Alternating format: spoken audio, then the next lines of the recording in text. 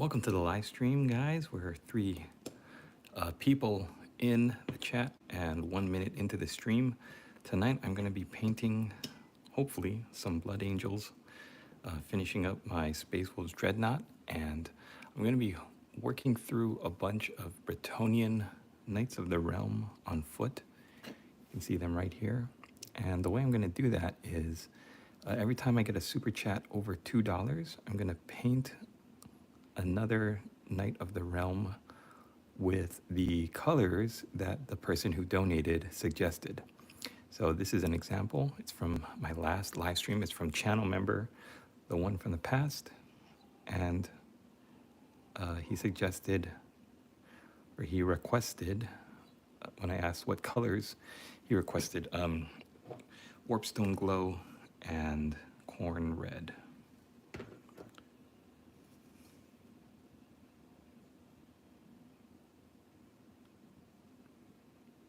And the goal is, of course, to get as much super chats as I can, but also to build a colorful and just really awesome looking unit of Knights of the Realm on foot.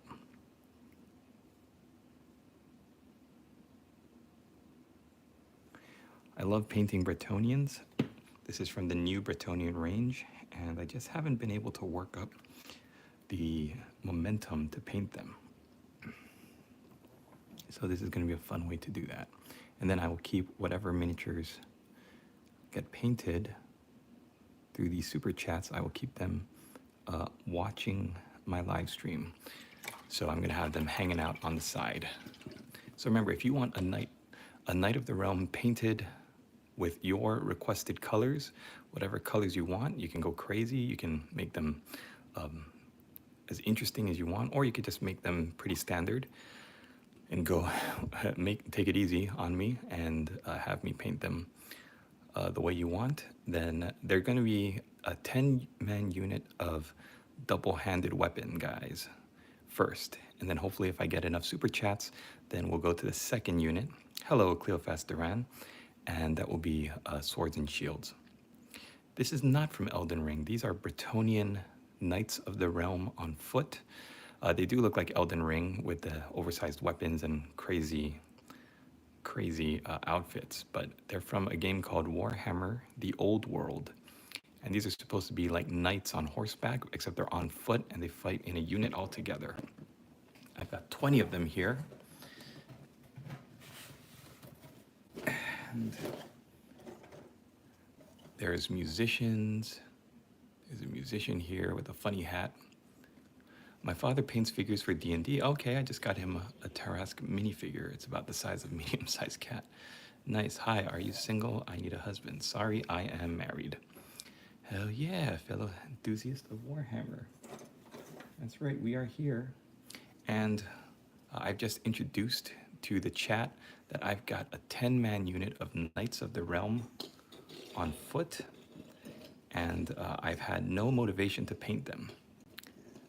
So when I'm going to be, what's going to help me to paint them is to offer to my live stream to all of you, offer that if I get any super chats over $2, I will paint one of these miniatures with the colors that you suggest. So channel member, the one from the past, asked to paint his because he made a donation. He wanted red and green, so that's this guy. And then if you want to be immortalized, then you can have yours painted per whatever color, 2 colors you want. Do I have any figures of the new faction? I like this. I'm not too much of a fan of these units, this unit, but some of these miniatures do look pretty cool. So these are just an example. This is Old World. It's not Age of Sigmar, it's not 40K, it's Warhammer: The Old World, where they're bringing back square bases, ranked up units, the Bretonian faction, which has long languished in perpetuity. It's been kind of dead because it did not get transferred over to Age of Sigmar. It's making a comeback, and this is the new unit that they developed for it. It's like Knights of the Realm, but instead of horseback, they are on foot. I think they're kind of goofy with the oversized helmets. They look a little cartoony, and they don't really fit other Bretonian models, the knights on horseback, but I think there's some interesting design elements to them. Would you rather watch? Yes, this is Warhammer. This is Warhammer the Old World. It's the closest thing to Warhammer Fantasy, if you remember that. But I'm not going to be painting them. I'm not going to be working on them. I'm actually going to be showing off to you guys this Space Wolves Contemptor Dread that I painted today. I'm going to show off the different design elements of it, and I'm going to be putting the one from the past's model here. So as soon as his base is dry, I'll take him out of this handle, but he's going to be here watching my stream. And remember, if you want to have a Knight of the Realm on foot painted according to your requested colors, then all it costs is a super chat of at least $2. All right, here we go. This is the Space Wolves Contemptor Dread. I'm gonna just subscribe then. Thank you, Jordan Smith. Glad to have you. It is a resin figure from a company called Forge World. It's for Warhammer 30K or 40K. Of course, you can ask questions. And if you're a channel member, if you join up as a channel member, I think one of the perks is you get priority for me to answer them. Like if it gets too busy in the chat, then I might not be able to answer. If you are a channel member, you're going to have a highlighted name, a little symbol next to your name, and it costs as low as $2.99 a month. So I hope all of you consider becoming a channel member, helping out my channel, and getting some great perks along with it, like free digital downloads and priority answers to comments, channel member only polls, that kind of stuff. Is that a Fortnite skin? No, it's a wolf skin. So I painted this wolf to have glowy yellow eyes, and then I realized they were too bright. So I toned it down, and I think it looks really good now. And then I gave him teeth. I gave him some pink gums, which I made it pretty understated. You can't really see it unless you're really getting there with the magnifying glass, and that's just the way I want it. I don't want it to overpower the miniature, but yeah, it's a big bad wolf skin. And the rest of this miniature is just your standard Contemptor Dreadnought, but it's got the Space Wolves iconography, the knot work. I had to actually look at a Joy Toy figure. It's like an action figure that they build it like a lot bigger than Warhammer scale. And that was how I found all of the different colors. Now I did add transfers, which are these really nice looking designs. I did add those, and those are from a Forge World transfer sheet, like this numeral 6, because Space Wolves are the 6th Legion of Space Marines in the original like counting. So you notice that they're a little bit shiny, and that's because I just applied them.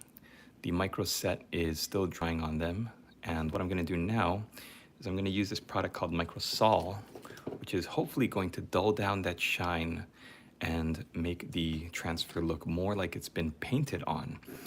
It might not achieve that look soon, immediately, but it's going to be, hopefully, it's going to dull down that shine by the end of the stream when it dries. The goal is you want these transfers to look naturally like they're painted on, or like they've been, grafted or molded onto the design, painted on, ideally. And so I love using transfers now because my eyes are the eyes of a 40-year-old man, and I cannot steadily paint a design this intricate. So I love using transfers, and the best way to use transfers I found is to use them with these products. Microset to apply the transfer, and then after it's dried, while it's still a little bit shiny, using Microsol to dissolve the transfer into the miniature to make it look like it was really literally painted on. It's going to take away that sticker look. You don't want it to look like a sticker that just got slapped on. You want it to look like it was pretty much grafted on. All right, what's the difference between 40K and 30K? Warhammer 40K and 30K have separate rules. 30K is also known as Horus Heresy, Age of Darkness. There's different names for it. There's different rules because Warhammer 30K, doesn't have aliens in it. So there's no orcs, there's no Tyranids, there's no Tau. It's mainly just Space Marines fighting Space Marines. You also have the Imperial Army, the Mechanicus. They've introduced different factions, but mostly it's like a civil war between Space Marines. The Loyalists, which remain loyal to the Emperor, and the Imperium, and then the Traitors, which followed the War Master Horus. Do I spend $800 on Warhammer or a PC build or a budget PC build? I would invest it and then slowly buy what you want. But yeah, I mean that's my dad financial brain talking. $800 on a PC, like it depends on what you're gonna enjoy more. You know what I mean? If you could find some pretty good stuff on eBay now for $800 for Warhammer. But also like a budget PC build too would be pretty good. I had dog food in my tacos for spice. That's good. Good for you. Turtles in space. I'm tired, but I wanted to say hey, CyberCK. Jordan Smith, do you have any custodians? That's a funny thing you mentioned that. I've got a box of Henry Cavill's Golden Boys right here. I was thinking at some point I'm gonna build up this combat patrol of Adeptus Custodes, but it doesn't look like it's gonna be tonight. So it's gonna be sitting under my table. Ooh, Sisters of Silence. If I can get to it eventually, then I would be happy to. But for right now, it's gonna have to just hang out because I've got way more things to paint. My goal, you guys, with this channel is I want to paint as quickly as I can, but show off what I'm doing. And I paint mostly Forge World miniatures, which are thought of as like exclusive or premium products. And they're resin products. This is another Warhammer 30K. These are Blood Angels, Crimson Paladins. I show them off a lot because it makes me want to paint them. So, you know, I'll just keep painting as I talk.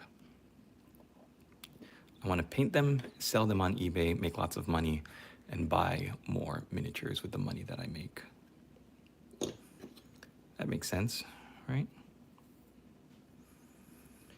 So yeah, if there's no more questions about this guy, my Space Wolves Contemptor Dreadnought, my plan is that I want to sell him for maybe like $249 on eBay. I think that is a good price for my paint job, my time, using the Forge World exclusive transfers, and the cost of the model itself. I think it puts me at about something like $20 an hour for labor, which is not too bad. But I don't want to auction it. I want to just post it up for a buy it now. So if you are interested, my store on eBay is called Warboss Tay. If you really want this guy, then let me know. And if you're serious about purchasing it, then I will work out a deal with you. You can email me. Is that real dirt on the bottom? Cracked your mind for this price. Yeah, you know what? It's you look on eBay though, and you click how much something is sold for. Some of these guys go for quite a good price, which is kind of why I'm doing it. I just sold, I don't know if you guys remember, I painted some Varigir Terminators for the Space Wolves, and I sold those for 220, something like that. And so when you see an email like that you just sold an item for that amount of money, it's good motivation to get yourself going. But you know what I like? I like to paint. I like to share what I'm doing. I like to share my techniques. I like to learn, and I like to share what I know with the community. So if you're interested in following me along on that journey, you can join my Discord. Yes, it is Warhammer Hunter. And like I said, if you're interested in getting this piece for yourself, you can email me directly at warbosstaystudios@gmail.com. It's going to go up on eBay at 2:49 in the morning. I have somebody else who might be interested in purchasing it. So if I don't hear back from him, then I'm going to put it up in my eBay store. All right. I'm going to have to step away for a little while, make some fluffy scrambled eggs, so that I don't collapse from exhaustion here. Did I print that? No, I didn't print that. I actually purchased it from Forge World, and well, I didn't purchase it from Forge World. I purchased it from a vendor on eBay that actually built it for me, so I don't have to worry about assembling it. Just a reminder, I'm painting up a unit of 10 Bretonian Knights of the Realm on foot. If you think this guy looks pretty cool and you want to get a knight painted up in colors that you suggest, then all it takes is a super chat of at least $2, and you can suggest the 2 colors I'm going to use for the next knight on foot. And I'm going to try to get the majority of them painted during the live stream. I think that's going to be pretty fun. So if you are interested in helping me build my unit of Bretonian Knights of the Realm on foot, then I'm going to, all it takes is a $2 super chat, at least. Of course, if you want to donate more, then I always welcome more in the super chats. This stuff is really popular, big customer base, pretty big, pretty big. It's one of those hobbies that you don't really hear about unless you know somebody who knows somebody, or somebody's dad or uncle plays the game, and you happen to stumble upon them painting one day, and you're like, what are you doing with all these little plastic and resin figures? All right, guys, I'm going to step away for just a second. Thank you so much for joining me. We've got 53 people in the live stream right now. I'm so excited to have you here. The next miniatures I'm going to be painting are these Crimson Paladins, possibly, if I'm not bored of them. I've also got on the docket this Word Bearers. I forget his name. He's a named character, a named Dreadnought. You can see he's a bad guy. He's got some things going on, and I might be painting him next. Or, yeah, he's a lot of fun. We'll keep him on the side, possibly. I've got a bunch of different Word Bearers stuff. Here's a Word Bearers Contemptor Dreadnought. He's not a named character. He's not bursting with mutations, but he is on the pathway to being evil. Those figures come fully built and just need paint. No, you actually have to build them yourself. They come on, the plastic ones come on sprues, and the resin ones come in little bags of bits. So you have to actually put them together. I've also got some Deathcore of Krieg stuff that I need to be building up and painting so that I could get those sold. I love these guys because they look like World War I guys fighting in the trenches, but with like sci-fi weapons. It's a lot of fun. Yerp.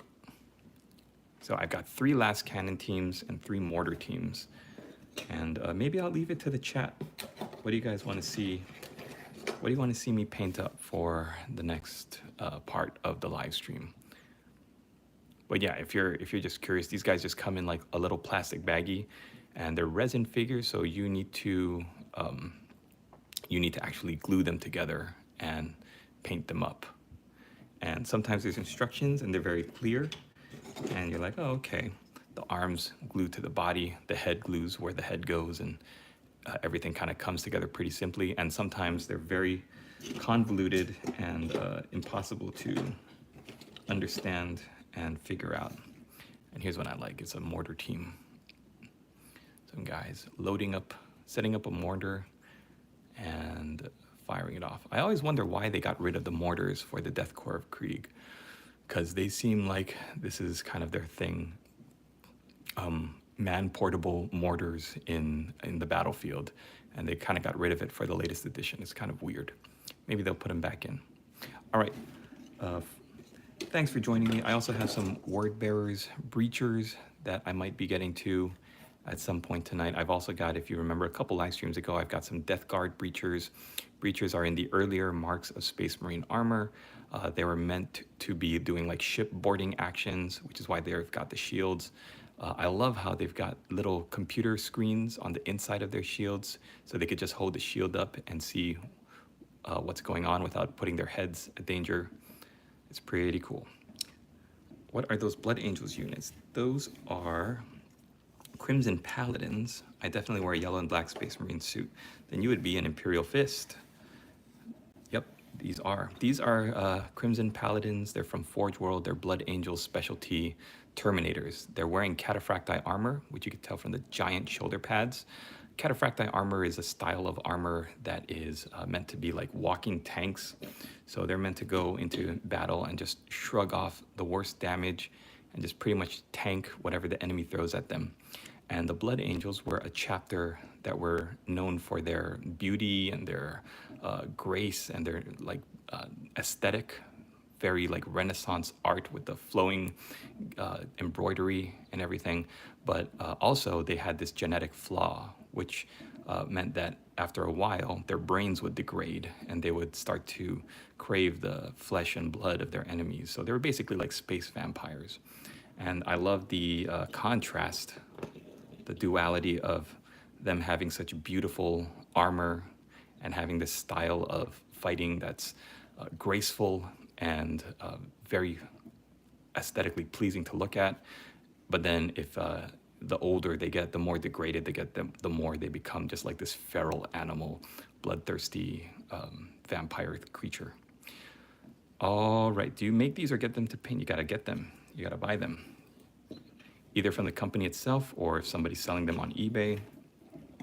Anyways, thanks for joining me, guys. I'm gonna take a little break here. If you're interested in continuing to hang out, then I definitely welcome you. And I'll leave these figures out so you can check them out, look at them. Remember, if you want to get a Knight of the Realm on foot painted in colors that you suggest, all it takes is a $2 super chat. And I will be right back. I'm going to mute the mic and I will be right back. Let me know, keep the chat going. And while I'm gone, let me know what you're working on tonight. If you're painting, if you're just hanging out, if you're doom scrolling and YouTube thought that it would be cool to send you to my live stream, let me know. How did you find my video? And I will see you in just a couple minutes.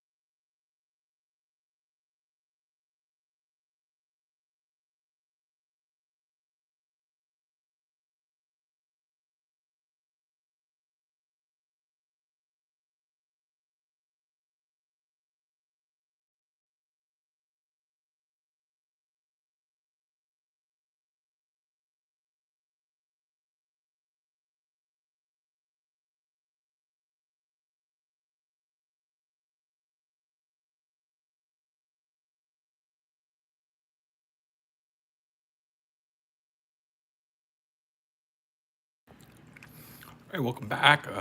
Welcome back to me. I gotta scroll up on this chat here. I'm here from the Doom Scroll. Thank you, Romeo. I just recently found out about Space Marines last week.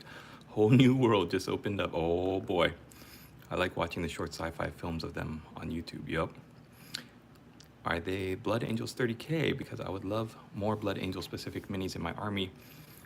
Sanguinary's Guard is cool, but like them not having wings anymore is very sad. Yeah, they took away the Sanguinary Guard's wings. They're beautiful white angel wings, and they replaced them with like angel wing stickers. It's terrible. Are they Blood Angel Terminators? They are. Good job. Thank you. They are. So they must be 30K. Yes, because 40K Blood Angels Terminators never got remolded. Yep, that's correct, Evrax. Blood Angels, I think I will live here now. Cool. Coolest guy. There's also a cool guy like 1, 2, 3, 4, I think. Yeah, so I keep talking about these because they're so cool, but they are resin miniatures from Forge World. They're 30K, Warhammer 30K miniatures. They're called Crimson Paladins for the Blood Angels. And I love painting them. I think they're really nice. I've just been having a hard time getting myself worked up to painting all 5 of them in the squad. So that's what we're doing tonight, folks. We're getting the band back together. We're gonna try to get them all painted up, and I'm gonna be using a technique called assembly line painting, batch painting. That means I'm gonna be working on them getting hopefully everybody done to the finish line, which is here. This is the end result that I want. So what I'm going to be doing is getting everybody up to the same level right now, because right now one of these has black under shoulder pads. This one doesn't. This one hasn't even been started yet. So the way I do this is keeping everything organized, because I want everything to be in the same category, right? I want everybody to get here, but right now, this is kind of where we are. Totally unpainted, just the reds, and I don't even think I got all of the highlighted reds down on this one. So I need to highlight the red armor, and then I need to paint the under shoulder pads black, and then I can bring them all together up here. We could all be on the same level. Then we'll move on to the next thing. So right now I'm gonna keep this guy separate. This is the goal that we wanna reach. The first step to getting there is highlighting the armor. And I just heated up some bagels with strawberry jam, perfect for painting Blood Angels, and some butter. So I'm gonna stuff my face with that and hopefully not collapse. And I'm gonna mute the mic. Keep writing in the chat, keep talking, and keep asking questions or doing anything there, and I'll be happy to answer. All right, here we go.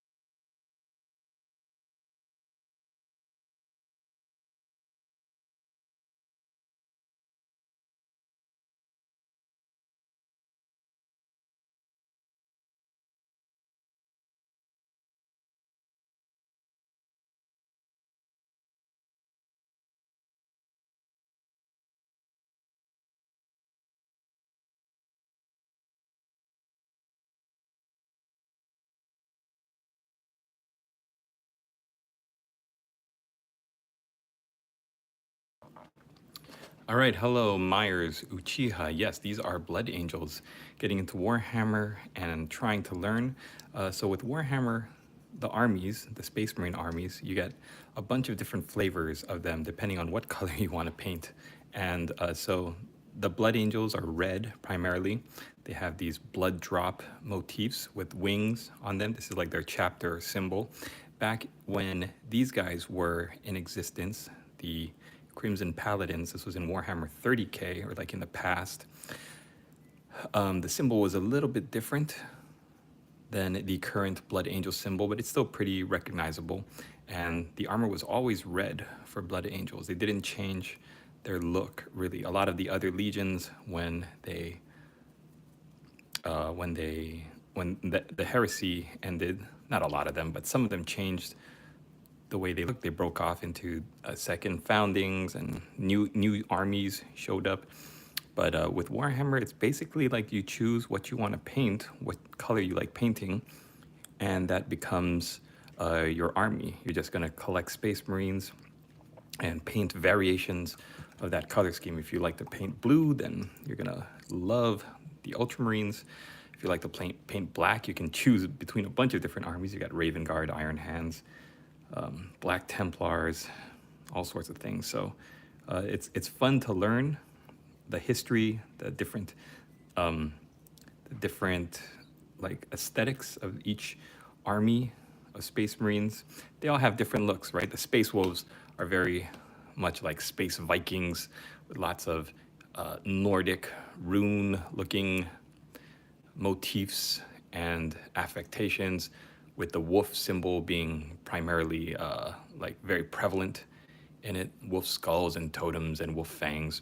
Blood Angels are more aesthetically pleasing. They've got like golden embroidery, and like just look at the shield. This is what they're all about.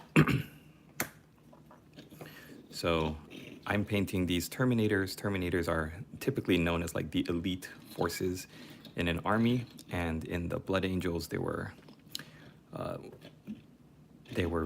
big and bulky, but they also had this beautiful golden filigree to their armor. And so we're going to be painting up, hopefully getting all of these painted tonight during the live stream. And thanks for joining us.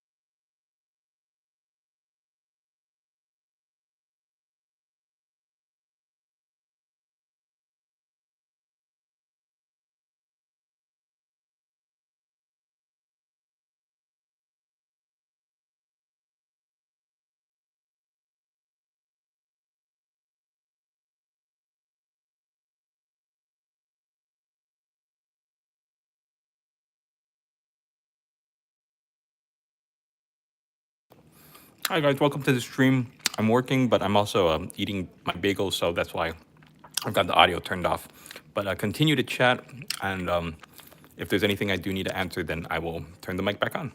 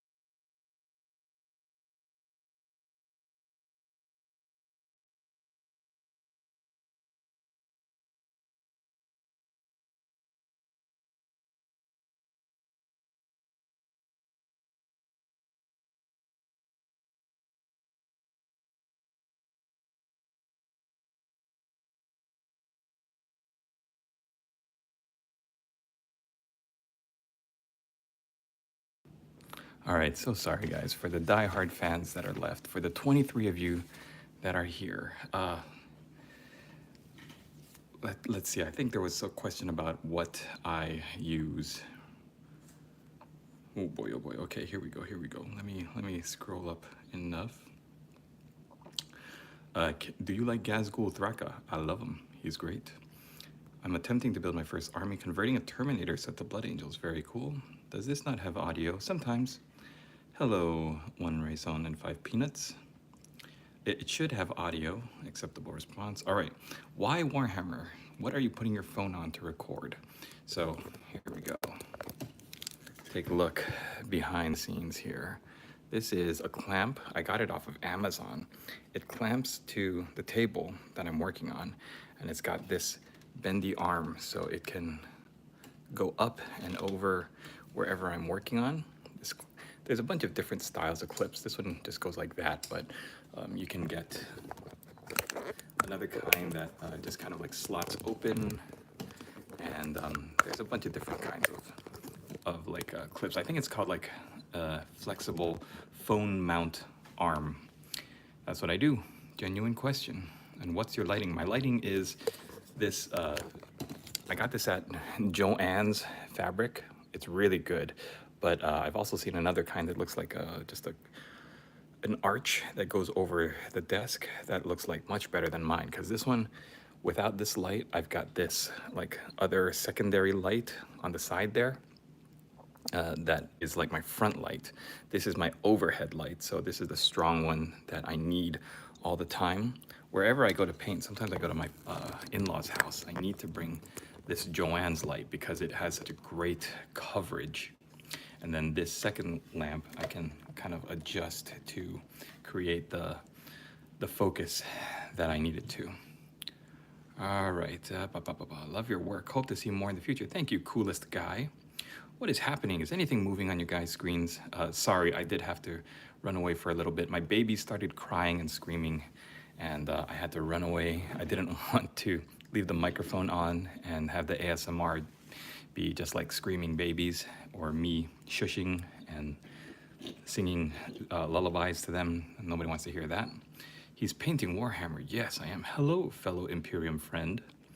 Hey, what are you putting your record? Okay, so yeah, that's what I want to do better with streaming. Yes, having 2 hands free is definitely the way to go. Tricky the Clown, I wish I could paint as good. Just takes practice. Paint every day. Who is your favorite Warhammer good guys? The Imperium. If you know, you know. For the Emperor, indeed. What's your people's favorite Space Marine chapter? I don't have one. I think Dark Angels is great. Imperial Fists is great.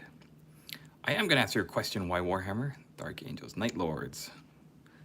Can y'all try and help me? Yeah, I am so sorry. I really want to start streaming better. Tripod. I know, I just want to get some confirmation. Yes, Warhammer's cool. What can I put in to buy it? Also, where's the panel? What panel your models are on? Okay, I hope that answered all of your questions. Why Warhammer? It's a flexible arm, like phone mount. Just look it up on Amazon. I think I got this for like 12 bucks. And it's got like a clamp at the end, big enough to fit the phone that you're working on. There are a bunch of different kinds of mounts that you could use. Some have multiple arms if you want to add like, they try to make them all fancy with the like different options you can put onto them. But all you really need is a flexible third arm. Link the shop. Oh, I need to get better at that. Doing like affiliate linked products. I'm gonna start doing that. So it's not here in this stream, but next stream, definitely I'm gonna link my Amazon affiliate links, because why not? If I'm using it and I find success with it, then I might as well share it with other people who are going to find some value in it. But yeah, I don't have any affiliate links for it this time. Kicking myself for not finding an affiliate link for it. But yeah, just get a phone mount. I think it's called like phone mount. And then just look up the different options.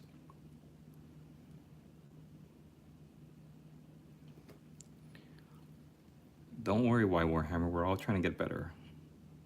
And I'm sorry I didn't answer you sooner. I saw your question, but the minute I was going to answer you, my baby started screaming, and I had to run away. I had another like little screen saying, or I had another paper where I wrote, "I'll be right back. Babies are screaming," and then I drew like two little babies crying, but I can't find that, so I threw up my "Be right back, getting coffee"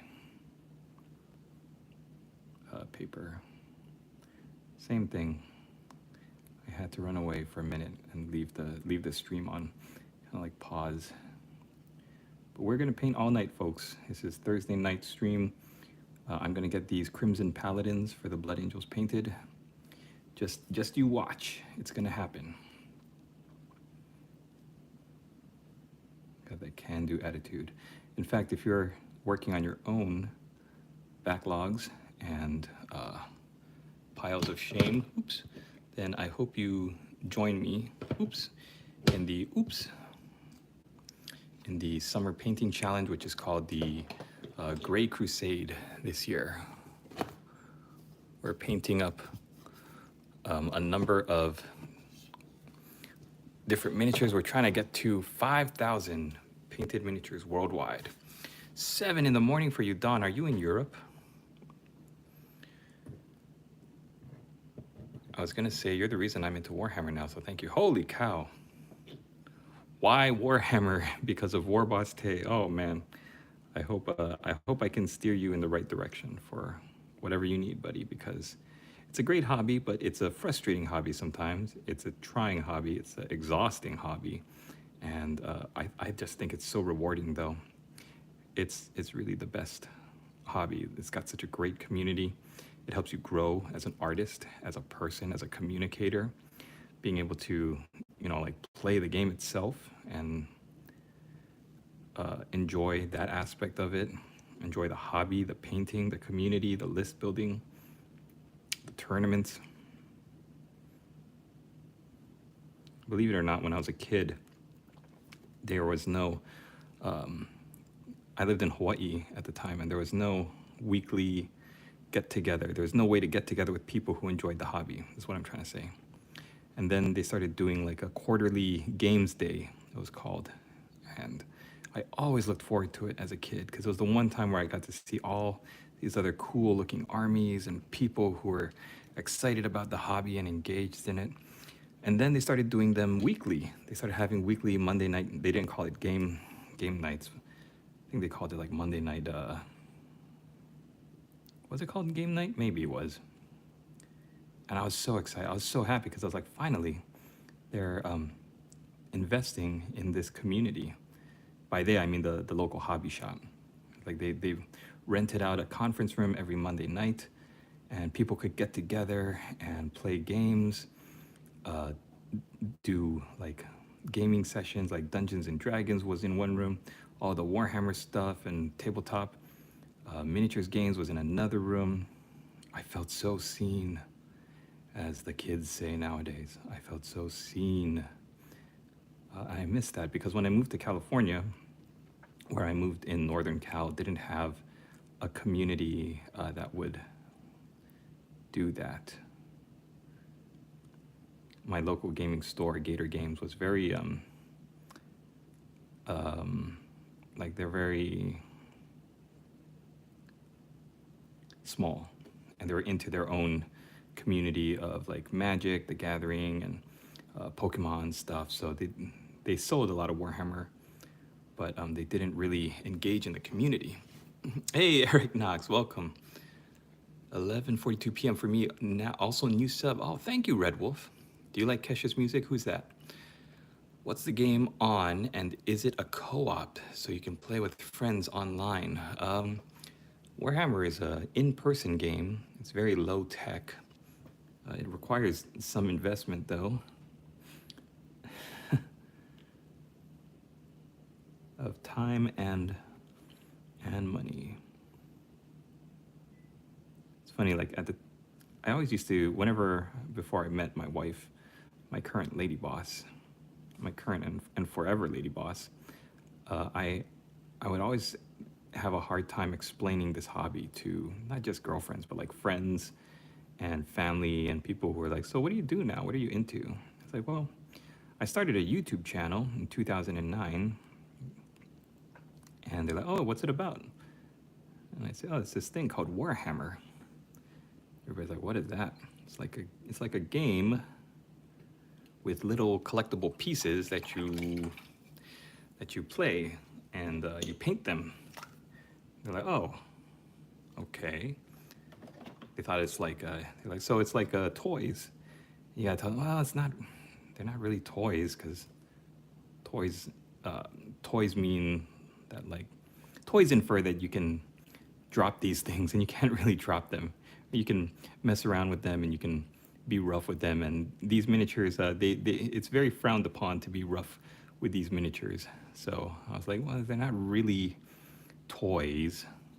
You gotta build them, you gotta paint them, and then you play. And they're like, but you play games with them. And it's like, it's such a hard hobby to explain to somebody, you know? Like, how do you explain what this hobby is? It's like, yeah, it's a community of like-minded individuals who like to spend too much time on YouTube looking up how to paint little plastic and resin. At the time, it was like plastic and metal. Anyways, if you're just joining the stream, to all 38 of you absolute champions out there, I'm working on these resin Crimson Paladins from Forge World. They are Blood Angels, Cataphracti Terminators, and I am so excited to be sharing them with you guys. And if you are so inclined to support me and say thank you to me by sending me a super chat, if you're considering sending $1 super chat, then I just want to let you know that if you send at least $2, then I will paint up a miniature in your honor. It's a Knight of the Realm on foot for the Bretonian army. I've got one back here that my first supporter gave me a very generous super chat, so I painted this guy for him. And that is the one from the past. If we see him in the chat, this is the one he suggested, red and green, or specifically Warpstone Glow and Corn Red. So I've got 9 other guys. I'm very excited to get painting on them, but I'm only gonna do it for super chats because I've got too much on my plate, and it's not essential that I paint those guys up. I just think it'll be a fun way to visually say thank you to anybody who decides to support my channel like that. And if you want to just support my channel by writing comments, hitting the like button, even just being here and lurking, if you showed up here, YouTube's algorithm showed you up here while you were doom scrolling around looking for something to watch on Thursday night, then thank you for even being here and for hanging out for more than a few seconds. The YouTube algorithm is so funny that it calculates all of the information, all of this stuff. And if you're even here for a couple of seconds, it says, okay, this War Boss Tay guy, he seems to be pretty entertaining enough that this person has stopped doom scrolling to watch this content. This is an assault cannon. I love these things. They're so like honking big. And the fact that he's got an assault cannon, but also a sword, is just like ridiculous Warhammer 40K awesomeness. Glad you like the docket jet. Yes, I love it. It was a blast to make. Adding the chain and bullet holes was the best last touch. It is so cool, Eric Knox. You're just blowing it out of the water for me. Eric Knox is one of the champions in the Discord who's joined us in the 5,000 miniatures painted goal on during the Grey Crusade, and I just really love all of his work. Kevin and Tameka, hello. What are your thoughts on Deathwing Knights? They're very cool. I like them. I liked and subbed, and so I hope that helps. It does, Dawn. Thank you. This live stream is so peaceful that I can fall asleep to this. I hope you do, because YouTube will say, oh, 1 Resin and 5 peanuts. Watched War Boss Tay for 3 hours. That's a good metric for me, man. Feel free to fluff up a pillow, grab a nice warm beverage, and take a little snooze. And when you wake up, all 5 of these Blood Angels Crimson Paladins will be painted, and they're gonna look amazing. And I'll be so happy. So happy because another challenge will be met, another goal will be accomplished, and I'm just churning through my pile of potential, my pile of shame, my backlog. If you're new to the hobby, a backlog is what you get when you accrue and accumulate more miniatures than you have painted.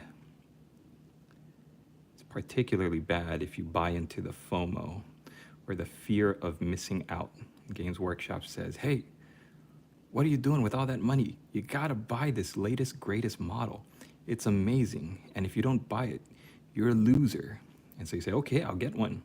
And then later on, you're sitting at home looking at this new model you just bought. And you're like, where did my $50 go? It went to this thing. What is this? Why did I get this? Oh, I got hit by the FOMO. And then you're stuck with a model that maybe you regret buying it. And maybe it's like, oh man, now I'm stuck with it. I don't even play Necrons. And then what do you gotta do? You gotta paint it, of course. Anyway, so the Warboss Tay Discord is all about painting your backlog. This gray crusade I've got going is all about painting your backlog and getting rid of your pile of shame, clearing it out so your loved ones will be proud of you again and not think you're a total loser for having bins and bins of unpainted miniatures. I'm thinking whether I should get into Horus Heresy. Is it good? I love it. It's expensive, just like Warhammer 40K, but I love it. I absolutely love it. Eric Knox, I have a deal with my wife. If I buy models, I have to put an equal amount of money in her tattoo fund and vice versa. Perfectly balanced as all things should be. That's great, Eric Knox. Stuff's easy. Sometimes people come and they write something and I don't know what it means, so I don't know how to read it.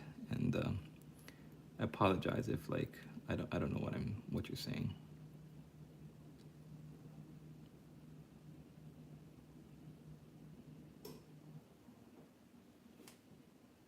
All right.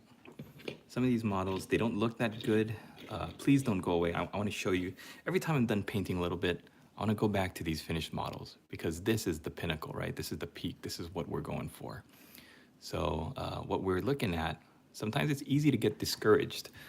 It's easy to get discouraged at what you're painting and say, like, this doesn't look anything like what I wanted to look at.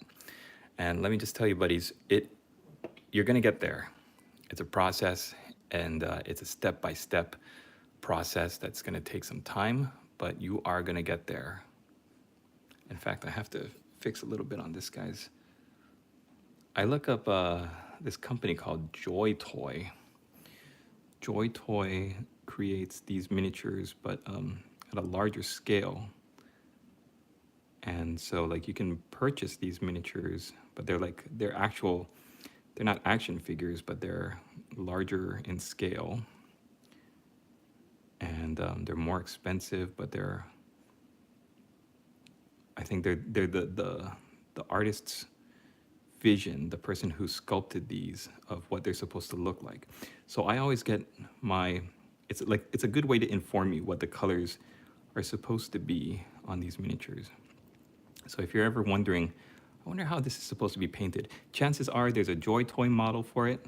All you have to do is look it up, and then, you can see exactly how it's supposed to be painted.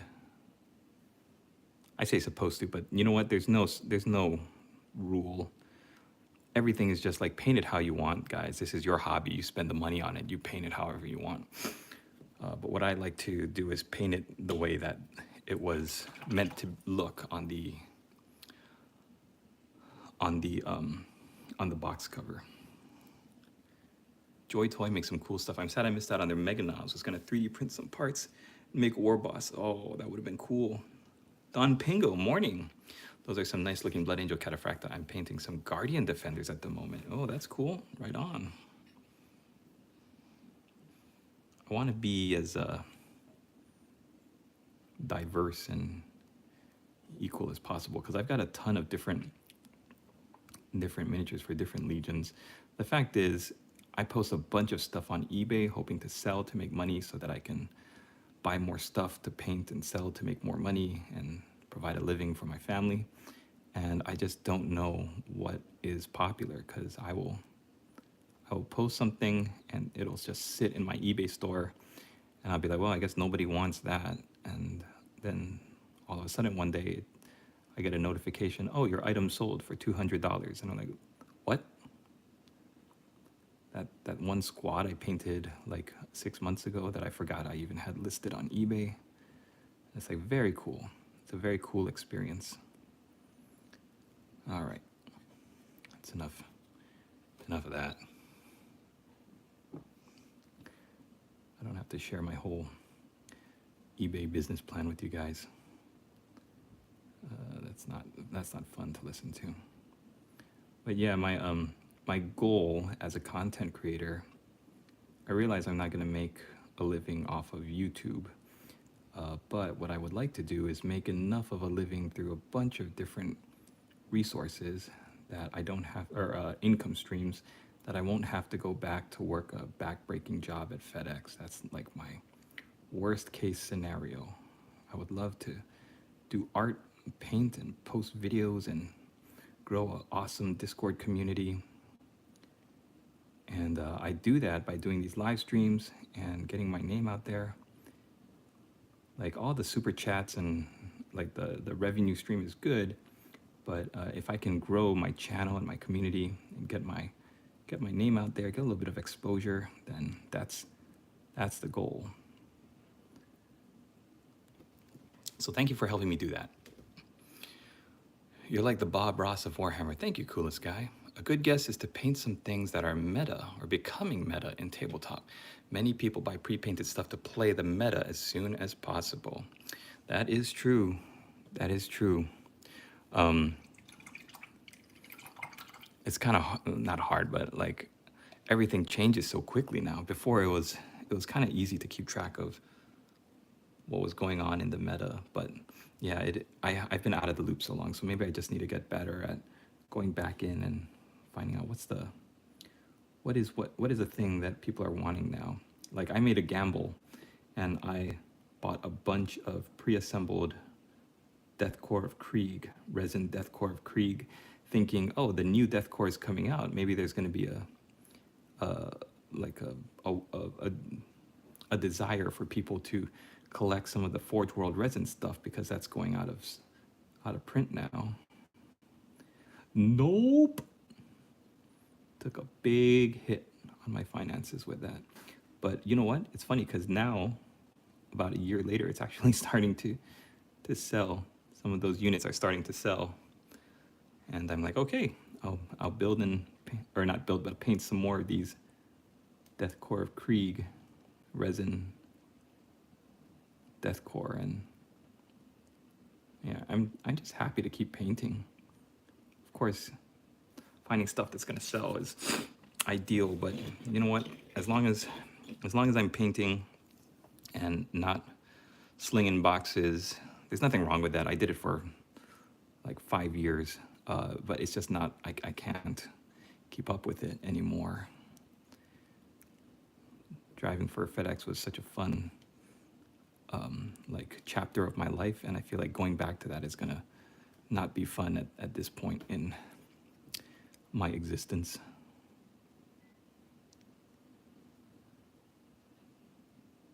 But never say never, you know, if this whole YouTube Warhammer thing doesn't pan out, then that's where I'll be.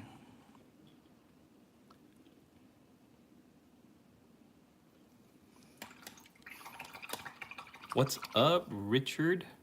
I see Blood Angel. I like Blood Angel. I subscribe. Thank you, Meriwether. Mark 4 armor. Mark 4 armor is the best armor. Love painting streams to keep me grinding on my shame. That's right, Richard Martin. Hey, join the Discord. We're doing a great crusade this summer. 5,000 miniatures worldwide by the end of August. Try making a website for pre-painted ones. I think it's getting a lot more popular. Okay. Yeah, I gotta get better at like this whole marketing myself thing, branding myself. I'm a one-person operation, so it's no excuse. Like I gotta get better at it. It's just I gotta find the time to do it. If you have Storm Boys or Commandos, we can always talk shop. I have a hard time. You know what? let me think about that, Eric Knox, because I do have some of the old ones in metal and fine cast, and they're not doing me any good. So I'd rather. I gotta find them though. I gotta dig them up. I love Storm Boys. The Storm Boys models look so fun. It's so crazy. Could do Etsy as well. I've seen some minis for sale on there. People who do custom paint jobs for sale. Yeah, I have to look into Etsy. I've used Etsy as a consumer, but never thought about selling painted miniatures on there. I've always thought of eBay as the. I was like, oh, I guess I got to just go on eBay, post my stuff up on eBay. But their stuff is so hard now. Their policies are like just ridiculous. Like I sold something on eBay, but because of what they call taxes and transaction fees, listing fees, promotional fees and stuff, like I sold it for 200. I sold this thing for 220 bucks or something. I was like, awesome. And then I look at the total that went into my bank, and it was like 140. I was like, that is not awesome.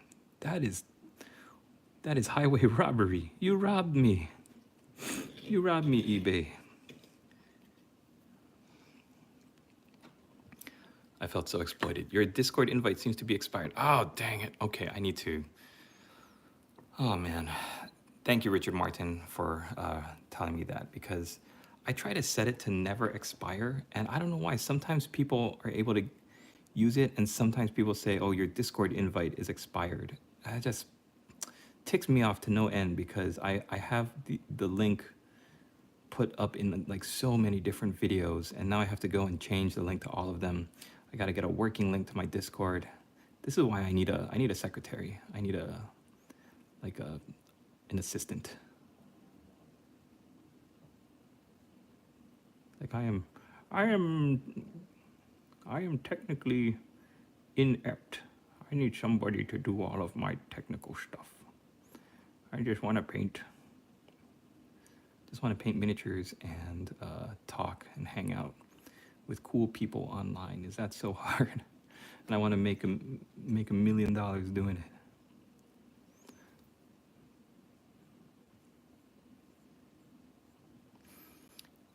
Hell yeah.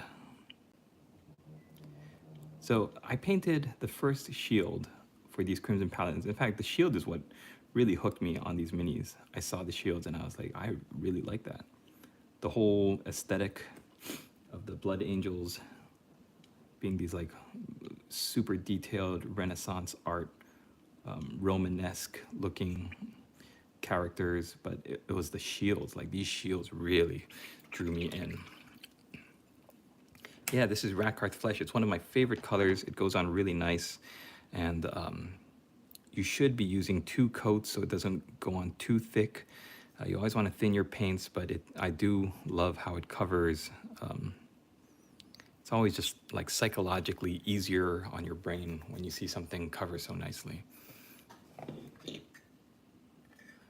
Dark Hassasin, welcome to the Discord. Paint me. Rah, paint me next.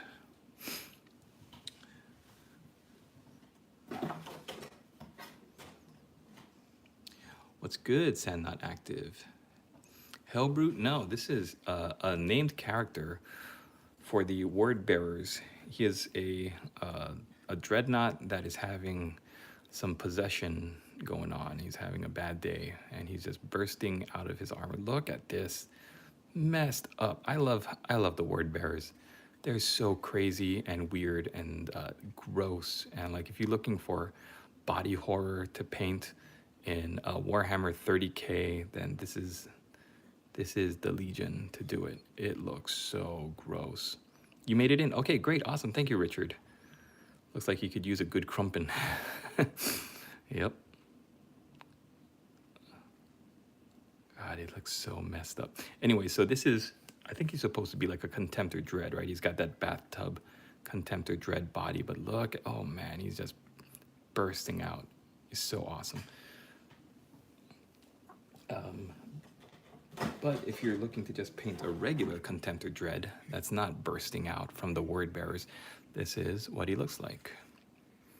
So he's got all of the script work and all of, nice, all of this stuff. I just sold, I just got an email that a potential buyer has been interested in this Space Wolf Contemptor Dread, and he said he'll take it. So that's fantastic. Fingers crossed, and thank you so much to you guys for motivating me to keep painting, keep working, and keep. I feel like the stars are aligning. I'm getting a lot of good vibes. I'm really happy. So, all right, he says he gets paid. So I'm just gonna hold this aside for him, but we'll still leave him out so that all of you guys can see him in the stream. This is the quality of work that I do, and if you're interested in booking me, you can book me to commission paint something for you. I'm also a commission painter, so if you're interested, you could just get out, reach me at warbossTastestudios@gmail.com. Yes, Frank Groover. Any plans for Saturnine? Oh, Gravos 9. My plans are to take the 40 Mark II Marines, and I am going to paint. I would like to paint each one and do like a video on how to paint each of the legions, but also paint the legions in their pre-heresy, Great Crusade era colors. So like the Warhounds, the Imperial Heralds. If you remember, the word bearers were not always in red and black. They were originally in this like really light gray stone color. So that's, check this out. Ooh, gold. That's my plans. But I don't know. That's always like, I always think like, oh, that'll be fun to do, and hopefully it'll get me more channel subscribers. And then I'm gonna get the box, and then I'm gonna say, you know what? Why don't you just make 40 Night Lords or 40 Iron Warriors and just sell them on eBay? I'll be like, yeah, that's probably what I'm gonna do. So I make lots of plans, guys, and they don't always fall through. Look, oh, these shields are so awesome, dude. I'm using Necro Gold from Scale Color. It's my favorite gold color. This brush has had it. I don't know why I'm using it. I'm in danger of getting this gold paint everywhere, but it's like the biggest brush I have for this kind of work. And I just want to show you guys the gold going on, how smooth it goes on. Just like one coat. And it's just like a couple brush strokes and it's on. That's the magic of Necro Gold. So this is what I did with the first shield. I wasn't sure how to paint it because it's like the gold is the filigree, the gold is the accents, but the red is the real color, right, of the shield. But I don't know why, I just thought I'm gonna paint the whole thing in gold because I love the way that it goes down. So what I did was I painted, where is it? This shield completely in gold. And then after the gold dried, I took my brush and I took some Mephiston red, and then I painted in the background. And after the background was painted, then I got in there with some more gold paint and I got the rest of the marks on. That duty is gonna get cleaned up. That I might just repaint over that, and I think I was just like spacing out the words, and I don't like it. So duty is gonna get changed. Uncrowned princes. Oh yes. Wait, what are those again? Uncrowned princes? What unified pre-reunion with the Primarch is uncrowned princes? Don't forget the salamanders. Oh yeah, Gravos 9. Don't forget them. If you ever get the chance, one of the ways I make my gold pop is I use some Gundam metallic markers. Oh, okay, that's right.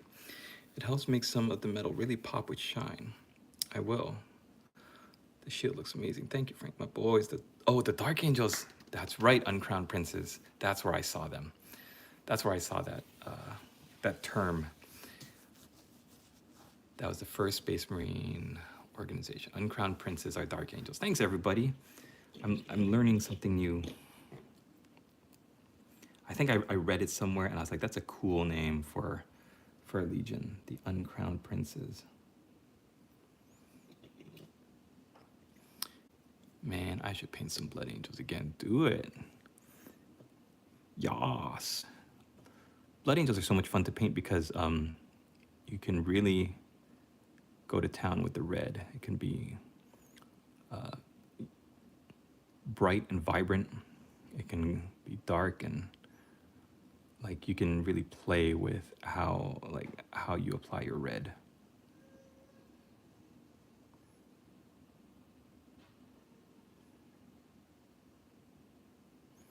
All right. What Chaos God do you like the most? Oh man, that's a hard one.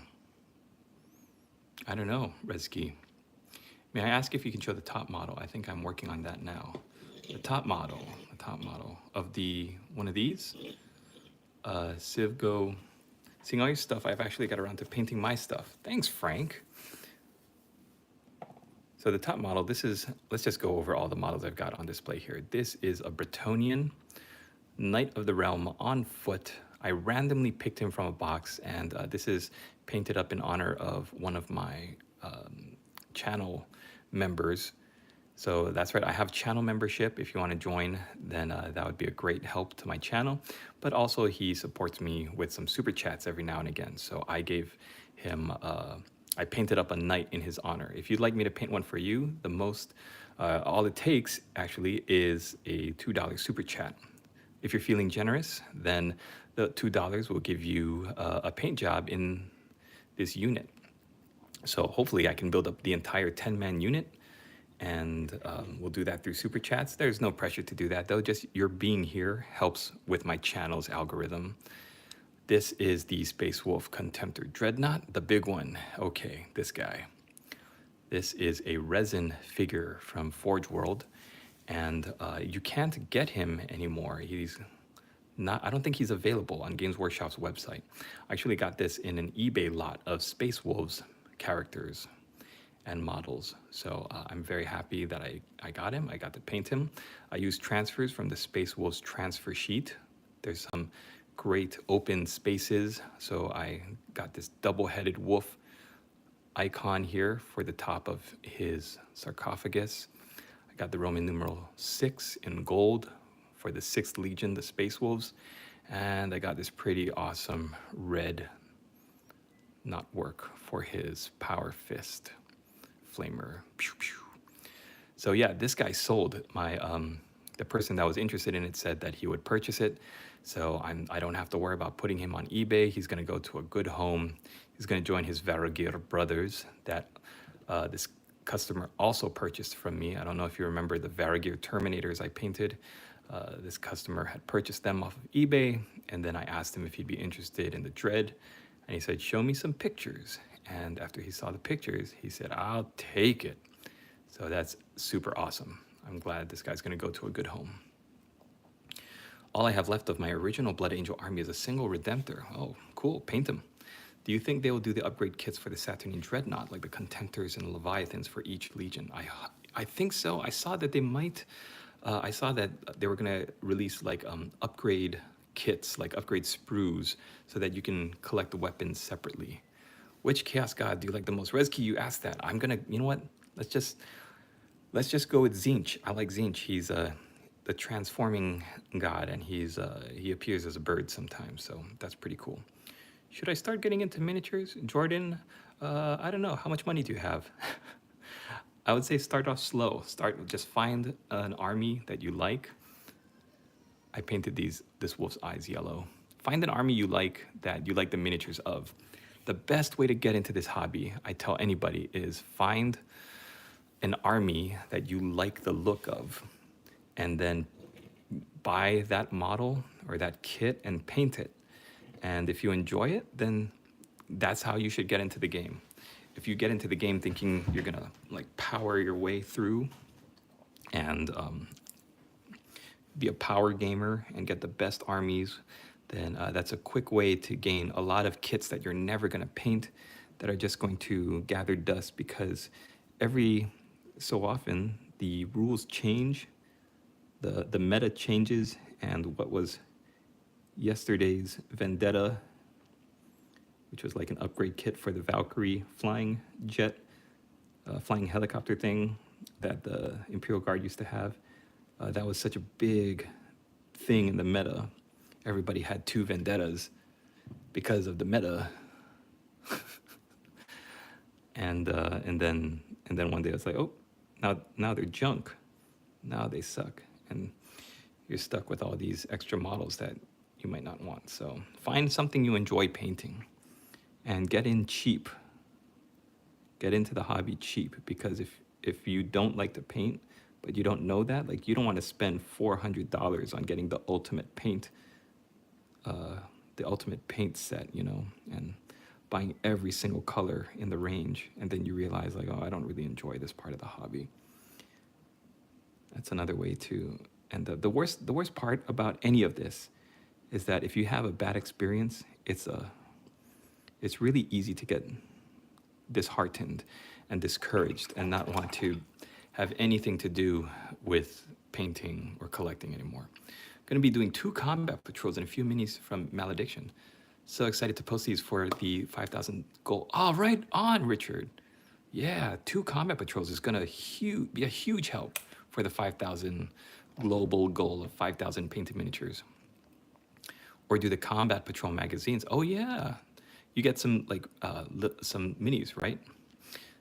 With those. More Daka for Orcs got nerfed super hard, and Orcs have slipped to about 42% win rate. Yeah, it's terrible, man. They always change what is good, which I guess is good.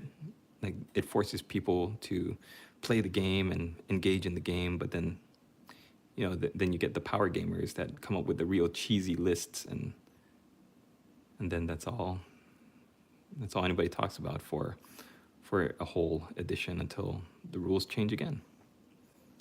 It's just a dance. I have a bunch of heresy stuff to get painted before Saturnian comes out. Yep, this is the best time to do it. Right before a new edition drops is the best time to get painting.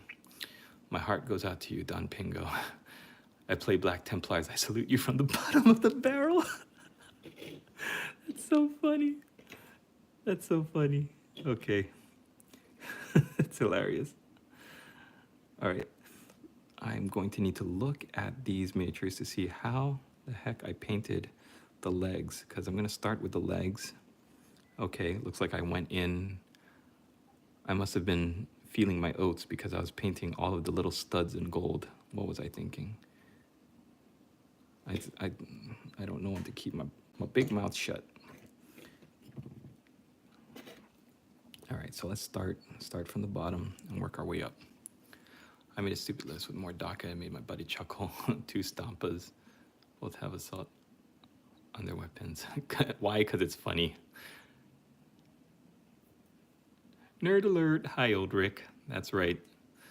Nothing but nerds in my live stream. Every time I think they can't nerf Black Templars more, GW amazes me. Yep, you gotta give it to them. It's so funny though, because aren't they releasing like the ancient with the flag?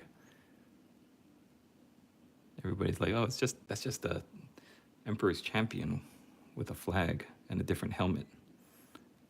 But I'm like, hey, if it's a new model for Black Templars, they have such great models too, like Grimaldus, High Marshal Helbrecht, like Black Templars, even their whole, like the Neophyte squad, right? With all the guys with the bowl haircuts, and then you've got one sword brother in there guiding them. Like, that's so cool. It's so 40K.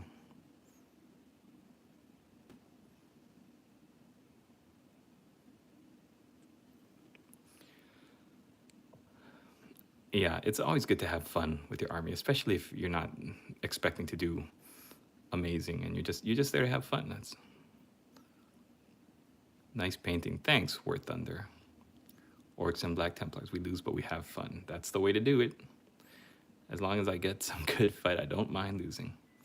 I am painting the Dark Angels and Orcs combat patrols, so we are all low win raiders. Oh man. The only one we're missing from this conversation is somebody who plays Thousand Suns. Or like I like to call them Thousand Zangors. Because you need those. You need 1,000 Zangors in every list.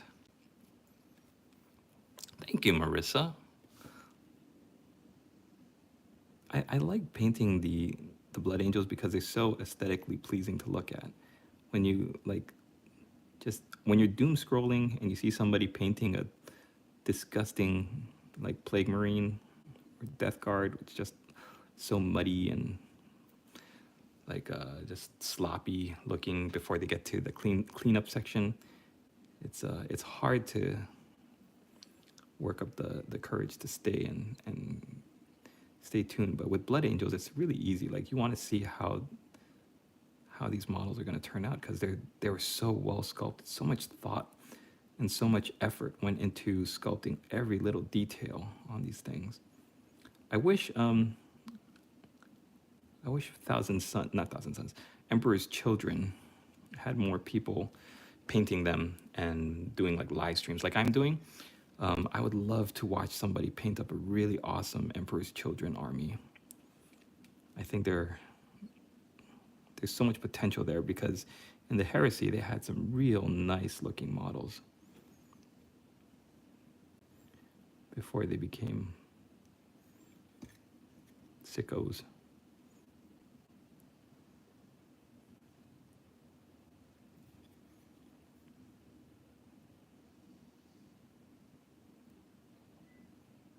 Before they all became hentai tentacle monsters.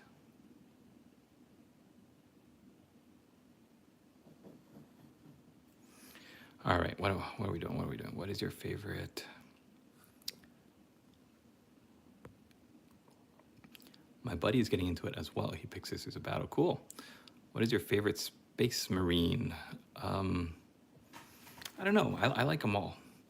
I did not realize they were that low, so pretty much all I play. Eric Knox, my friend, plays Chaos Knights using Abominant against Black Templars. It was my time to shine. Nice. Peak. I love moments like that. When everybody around the table is laughing and the dice, like no matter how the dice are rolling, everyone's having a good time. Those are the best.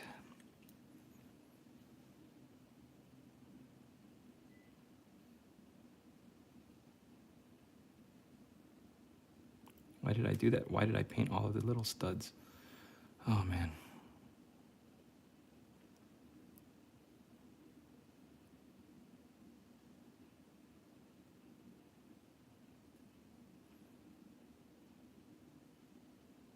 You got all these little golden teardrops on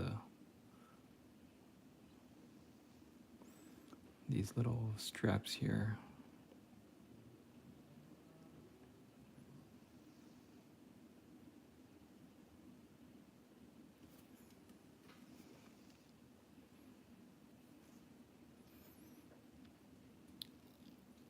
Puppy needs out, be right back. Yo, this looks so cool. Thank you, SDA.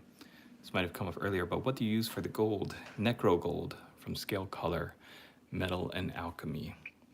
You get this in a set. If you look up Metal and Alchemy, it's going to come up in a set of gold paints. It's worth it. All of the gold paints are really good and useful. What is your favorite Space Marine armor in Warhammer 40k? I think all of these pre 40k, these 30k ones are my favorite.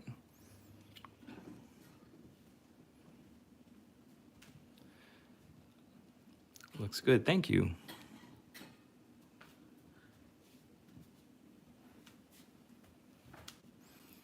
What is that from? Warhammer 40k or 30k in this case. This is a specialty miniature by a company called Forge World. They develop and produce resin figures for the Warhammer 40k game. So this model is actually a resin miniature. Most Warhammer miniatures are in plastic. Some, if you can find them, are in metal, but I think they're really trying to go more over to plastic. which is, I think it's it's not as much fun to paint plastic as it is resin and metal. Of course, it's easier to get them ready for a game. You don't have to worry about them shattering into a million pieces if you drop them. But you do miss something from playing with, or from painting metal miniatures. The experience is different. It feels like you're actually creating art rather than painting something to play a game with.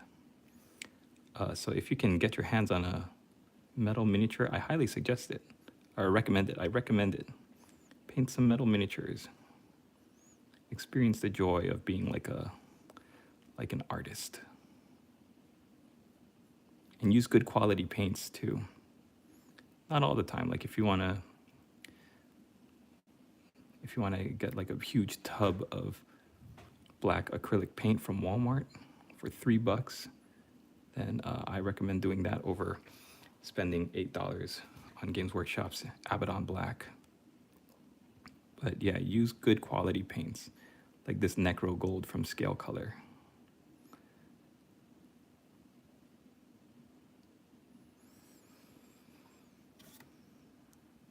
Yeah, my favorite armor is the Mark III Crusader Don Pingo, definitely.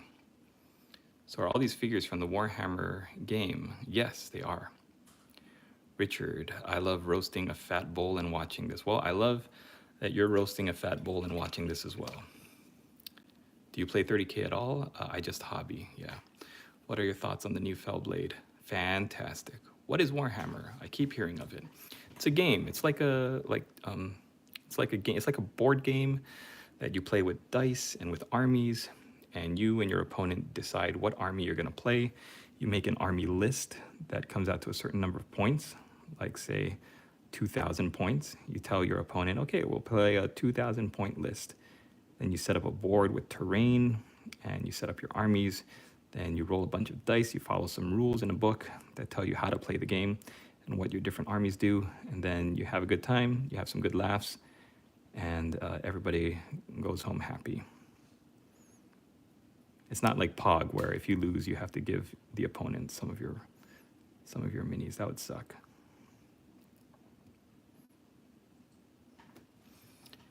Adult army men. Recommended brushes. I have an issue where the bristles mess up, even when I clean them.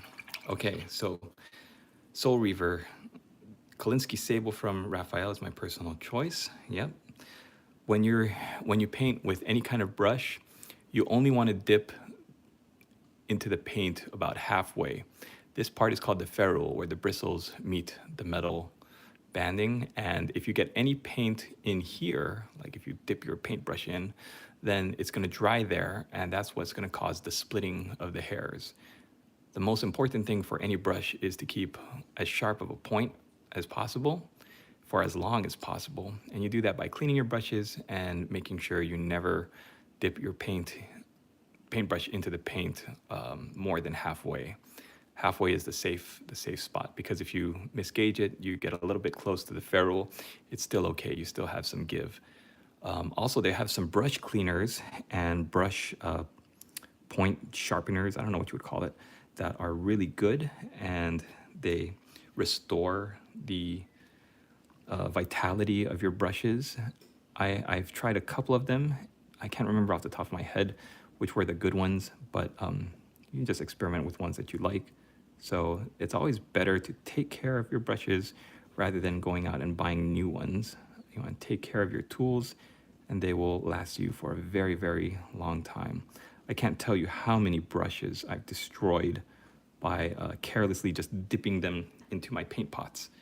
You want to just make sure you're always careful about how far you dip your brushes into your paint.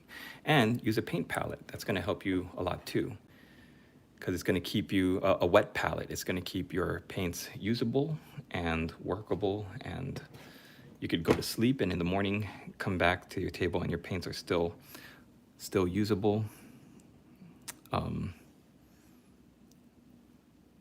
But yeah, dip your paintbrush only halfway into the bristles. All right, I'm going to keep working and keep painting. Please keep chatting, asking questions, all of that good stuff. Um, and we're going to keep going.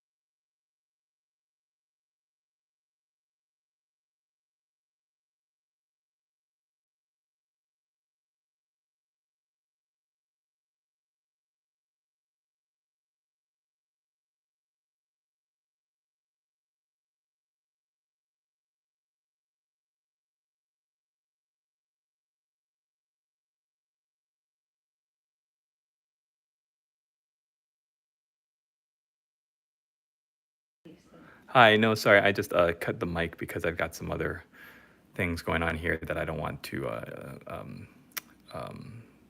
bleed into the sound. So if I see anything pop up on the chat, then I'll unmute the mic to answer it. But I'm just going to be working for a little bit, guys. So hang out and keep talking, keep asking questions in the chat, and I will pop the mic back on if I need to.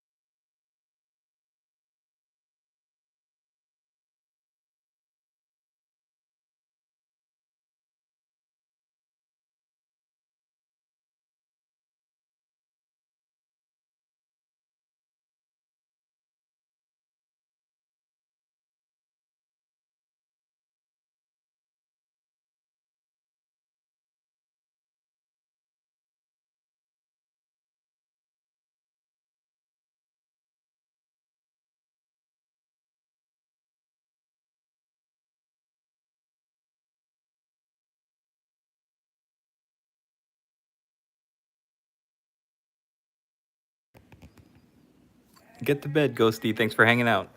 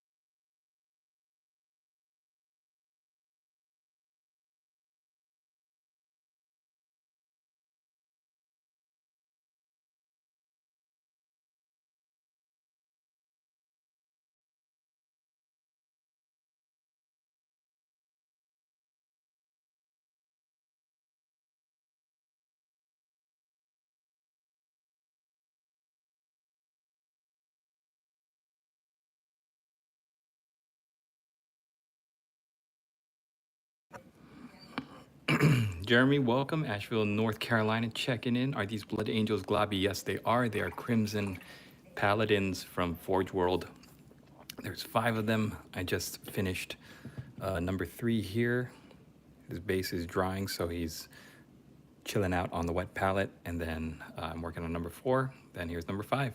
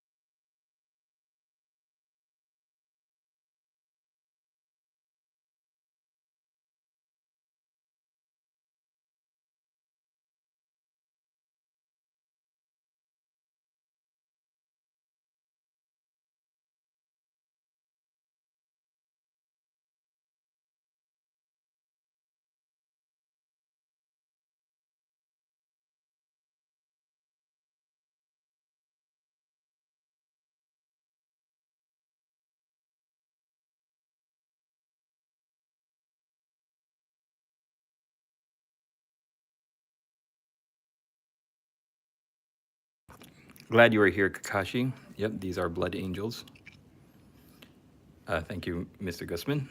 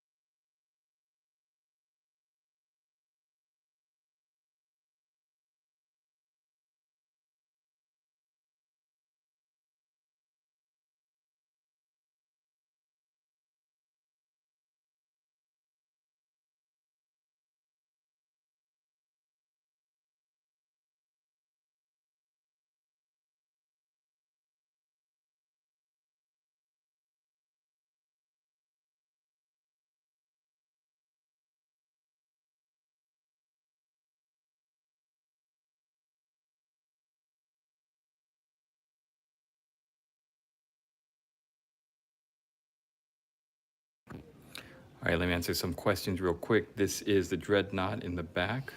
This is a Volkite arm. It's one of the weapons from Warhammer 30K. Very popular weapon. And then this is a Power Claw with, I think, a flamer inside there. Do you remember your first mini? I think it was a skeleton. My first mini was actually a skeleton that I painted all in bleach bone. Then I painted the base in goblin green, and I went outside and I glued on some sand onto the base. It looked horrible. On a scale of 1 to 10, how hard is it to paint figures? It's not that hard. On a scale, it depends on what miniature you're starting with. If you're getting a Necron, it's like a 1 out of 10. You're just painting it silver. If you're getting something like this as your first miniature, it's going to be a little bit higher up on the scale. Depends on what miniature you're looking at getting. Terminators are also 30K. Yes, they are 30K. Everything that I'm painting, except for this Bretonian in the back, is Warhammer 30K, Horus Heresy miniatures, usually from Forge World. I'm painting a lot of Forge World because they are a lot of fun for me, and they're miniatures that I missed out on when I was first getting serious about learning how to paint. So now that I'm a little bit older and I can add them to my repertoire, I enjoy painting Forge World a lot. They are more difficult because they're in resin, but they're beautiful figures like these Crimson Paladin Blood Angel Terminators. I bought an Elden Ring statue, 8 inches, cool. It should be fine. I don't know how detailed Elden Ring statues are. What's your most favorite mini? Isabella von Karstein from the old Vampire Counts range. She was only ever released in Finecast. It was my favorite mini for painting. I thought she was just a gorgeous miniature, and it's always going to be my favorite mini to paint.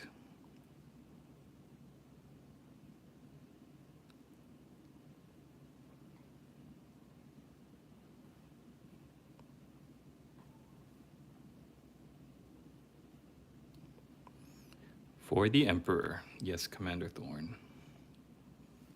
For the Emperor and the Angel.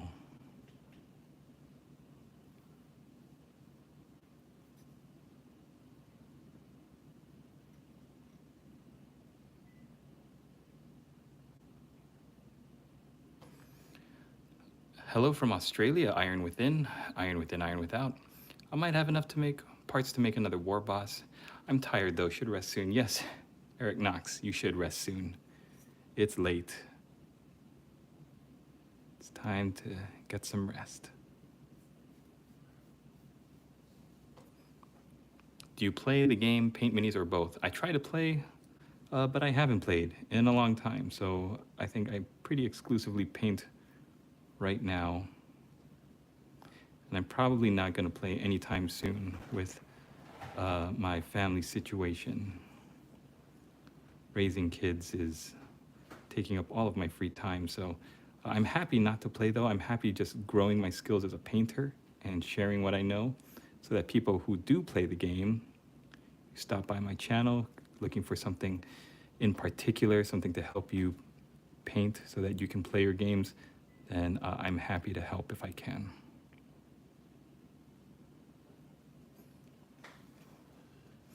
Have you painted any of the Warhammer special sets like the Red Gobbo? I have not.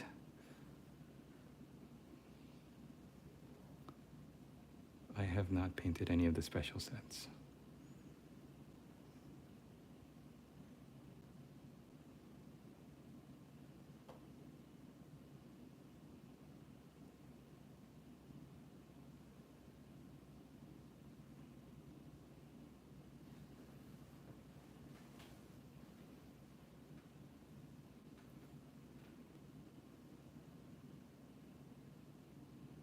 Sometimes it's hard to see. These guys have famously, like, their helmets are black. So it's kind of tricky for me to see where their golden visors are. It's okay, I can always paint over any parts that need painting over.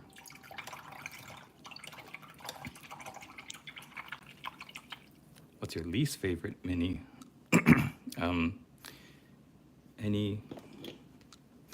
Any of the Lizardmen mini, the Seraphon. And I think only because I'm not a huge fan of painting with contrast paints yet, and that's the best way to paint the Lizardmen Seraphon miniatures. I don't know, if I paint them again, I might change my mind about that, but yeah, I'm not a huge fan of the Seraphon set, or the range, I mean. Only because I'm not a fan of painting with contrast paints.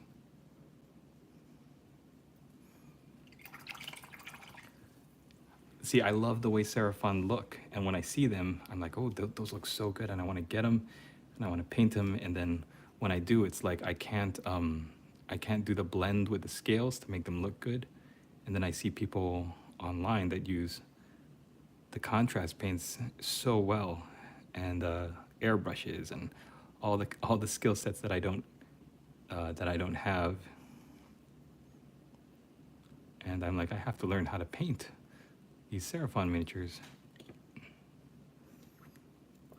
because who doesn't want to paint giant dinosaurs riding dinosaurs?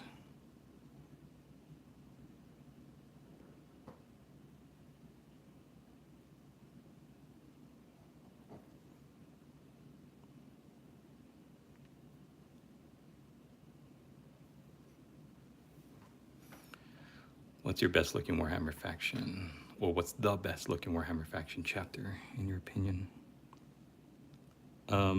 I really like the Soulblight Gravelords, but I like them better when they're vampire counts.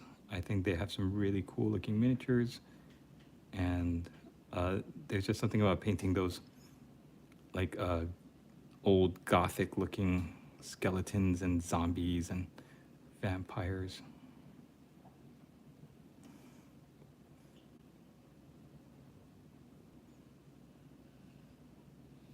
But I don't know, that my answer is always going to change on that, because I really love painting most armies. Contrasts are funny, they lift the weight, but they don't build the muscle. Come on, finally someone who doesn't do stupid things on a live. Greetings from Turkey and love to the entire Warhammer 40k community. Thank you.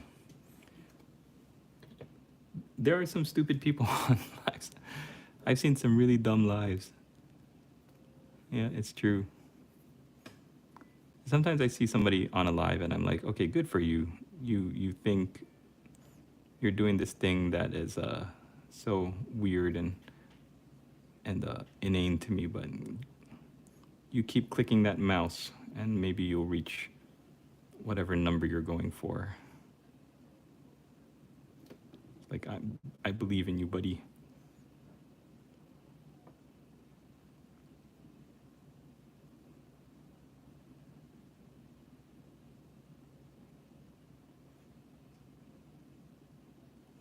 All right, I'm super stoked. I'm almost at the end of here. Do you play the Warhammer video games? I love Rogue Trader. And I'm so happy they're making a sequel with Dark Heresy. It's going to be amazing.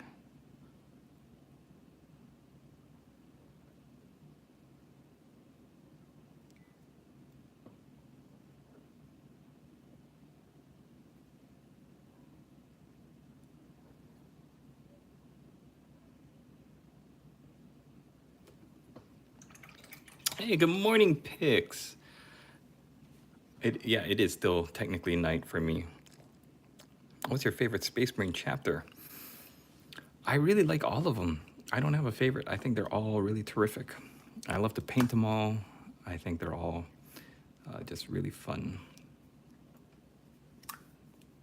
I think if I have a least favorite one to paint, it's Thousand Suns. I can't get behind Thousand Suns because of how the blue and the yellow and the Egyptian theme, and I'm just not a fan of the lore, the fact that they're all just empty suits of armor full of dust. I think is silly.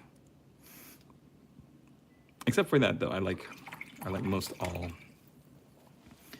all factions of Warhammer Space Marines.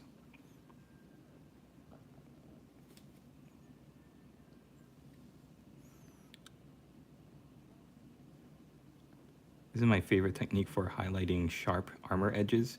You just dip enough paint onto your brush that you can wipe off most of it and still have the paint on like the flat end of your bristles. And use that to just turn it at an angle so only that flat end touches the armor plate, and then you just drag it across to get these sharp lines.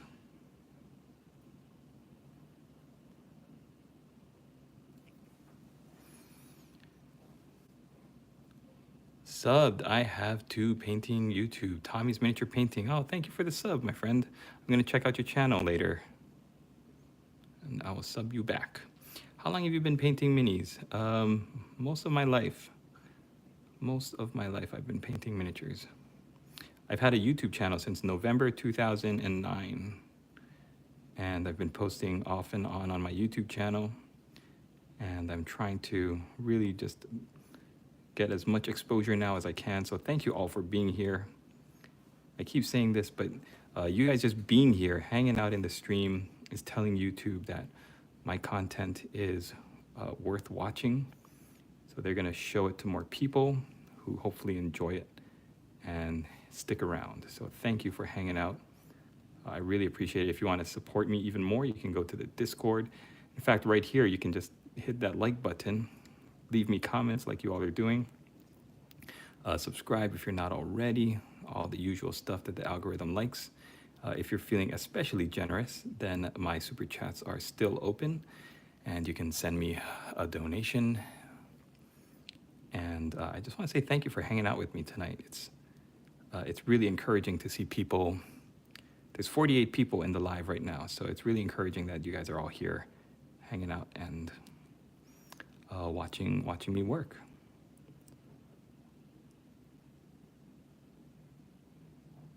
I think I'm gonna finish. I might finish this whole squad. That would be really awesome if I do. It would be really, really awesome.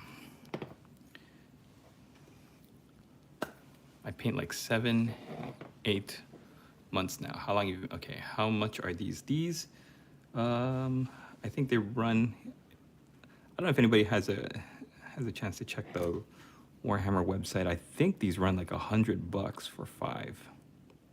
I don't want to say for sure though, but these are pretty expensive. Anything from Forge World is going to be pretty expensive. They're resin. They're mostly out of print now. They're hard to find. So you can find recasters. Is that what they're called? 3D printers from China on eBay that are selling these for pretty cheap. Yeah, but if you want to get the official one, the one that is like the company's stamp of quality and approval and all that stuff, then you're gonna have to pay pretty big price. Oh, thanks, Cortez Games. Thank you for the thank you for the engagement.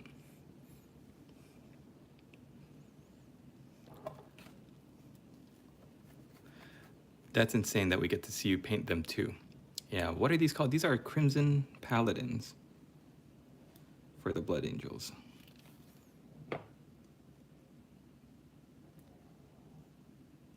Yeah, I'm excited to be working on these because these are miniatures like that I've had in my collection for a while, and getting to paint them now is it's really encouraging to me. So whatever you've got in your to-do list, your piles of shame, I hope you are able to get to them and work on them, and I hope you're successful at them. My channel is all about spreading positivity and encouragement. It's a tough hobby to be engaged in, especially if you get discouraged, or if you're going through things. Then I get it. It's really. Thanks for being my grammar. Oh, $120. Okay, 70. More than 100. More than 100. Wow. Okay, I didn't know that, but that's good to know. I think I got this in a Blood Angels lot. It also comes with the jump pack Dreadnought. I didn't know this, but there's a Dreadnought that the Blood Angels have in 30K. That is it's got like a jump pack, so he just jumps around the field, which is wild to me. Waiting to start painting D&D minis. Any starter paint recommendations? Yeah, I can give you a lot. Where did their heads go? How do you kick somebody out from a stream? Let me just do that real quick. Put user in timeout. Yeah, sure. Timeout for 24 hours. He's being he's being a little not nice. I was like, okay, his earlier stuff was like, it's engagement, whatever. I'll let him hang out. But yeah, once you start getting into the insults and stuff, it's like, okay, we don't need that. We don't need that, Cortez. Thank you for the engagement anyway, though. I appreciate the engagement, but you can go.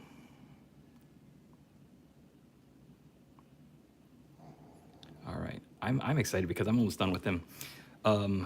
Somebody was asking about D&Ds, painting D&Ds. Vincent Andrew, what kind of miniatures are you painting?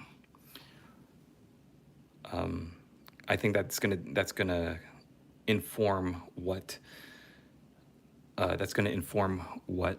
paints you use and what kind of products you use. Vallejo paints are pretty solid starter set. Yep. I like Duncan Rhodes Painting Academies. His Tooth and Coats line is really good, and it's not as confusing and mind-boggling as Games Workshop's one.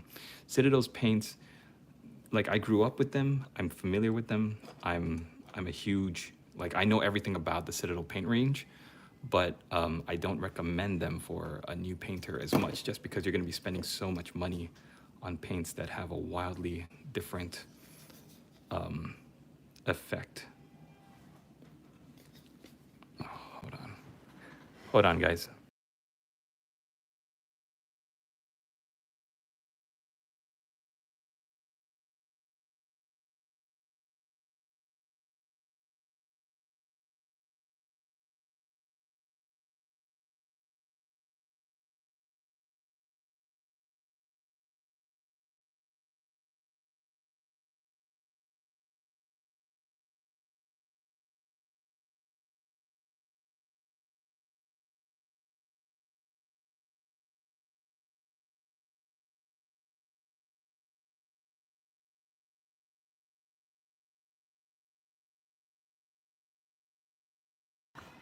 Hey, thanks, Eric Knox. Take care, and we'll see you in the morning. Cheaper but worse details and quality doesn't mean bad, just a little bit worse. Not hating, do your thing. Just don't like the no head thing.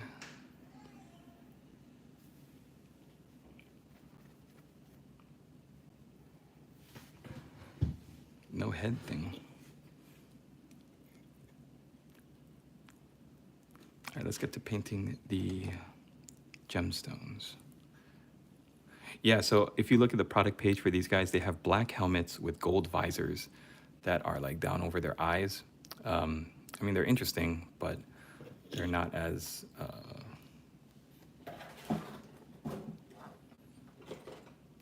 clear with what they are as some other things. I might take a break after this one. I only have the assault cannon guy left, and I feel like it's getting a little monotonous, and my brain might be needing a break. So I might paint some Death Core of Krieg, something different, just to change it up a little bit, give people something different to look at. This is my favorite basing. Okay, I think I talk about this every live stream, but some people usually invariably ask. So this is basing glue from Geek Gaming Scenics. I got this off of eBay, believe it or not, but you can actually purchase this locally, whatever. Is this Warhammer stuff, the stuff Henry Cavill does a lot? Yep, actually got Henry Cavill's favorite army here. It's the Adeptus Custodes.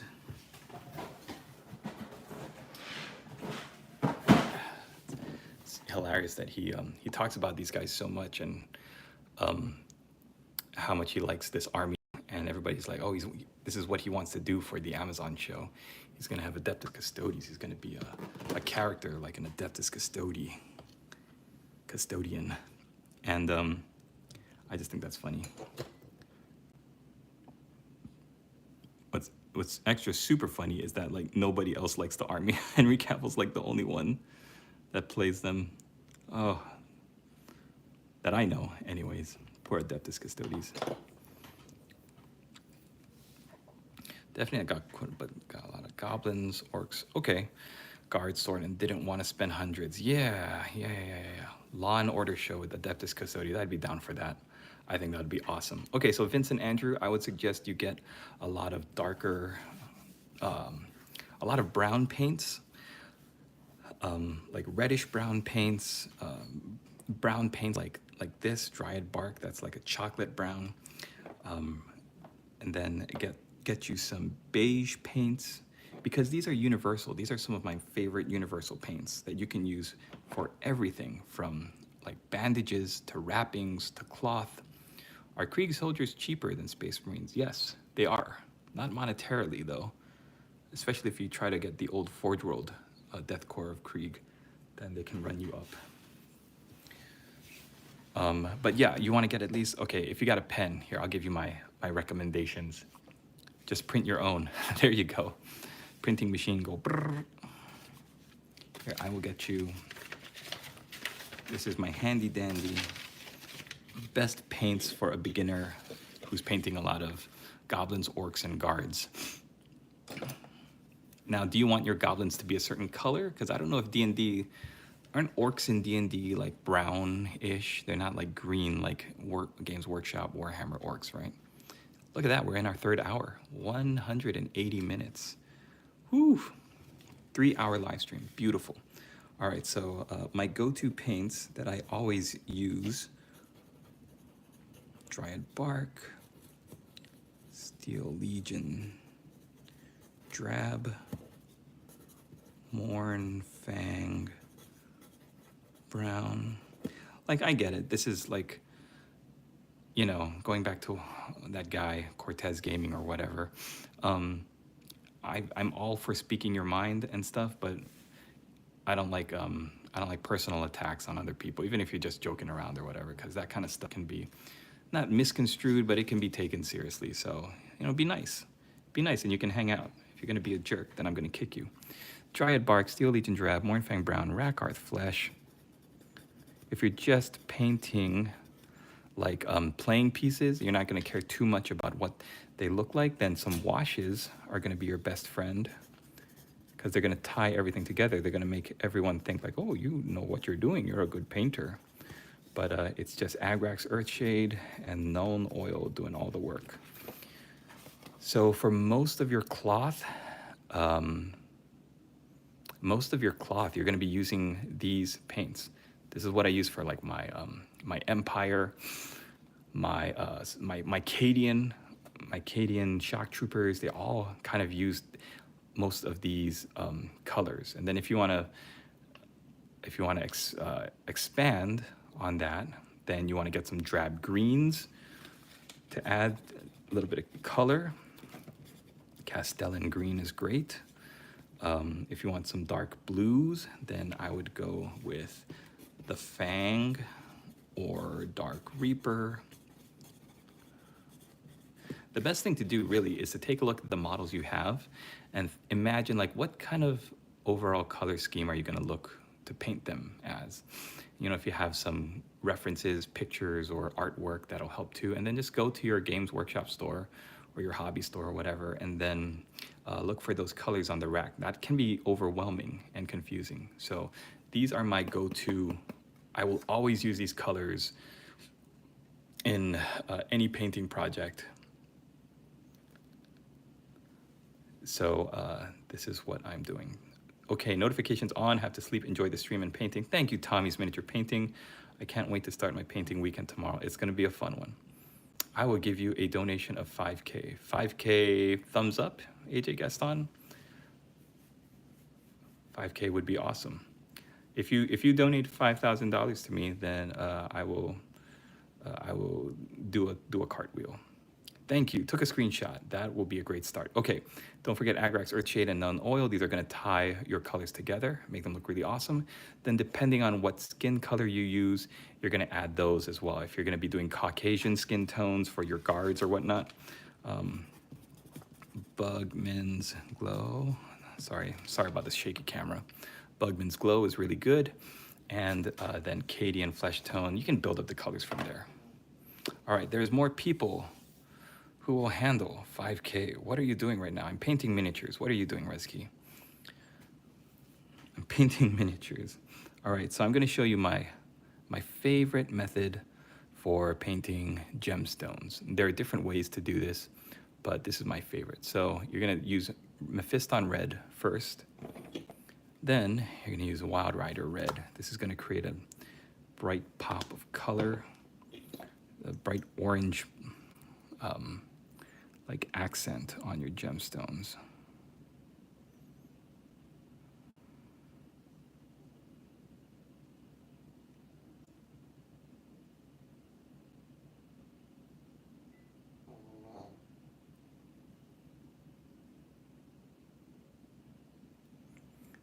And then you gotta find all your gemstones too. That's the thing with if you're a Blood Angels player, you're gonna have to go looking all over your miniatures for these bloodstones. These blood drops.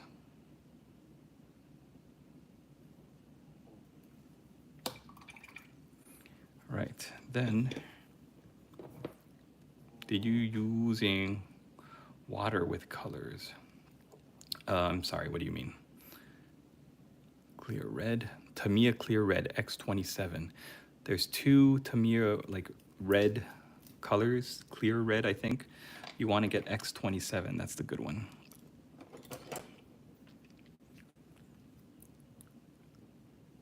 Yeah, you thin your paints with water. You can also use some kind of acrylic medium to thin them. You gotta find the right brush for the job, folks.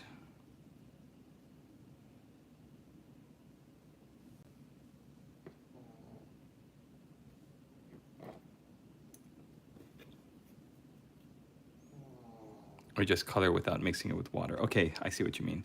So depends on the paint. Like this paint I'm using right now, this Tamiya color is, I think it's more enamel based. That's what's gonna give it this glossy look. So you wouldn't mix this with water. But acrylic colors, like most of the Games Workshop Citadel range, you would mix with water.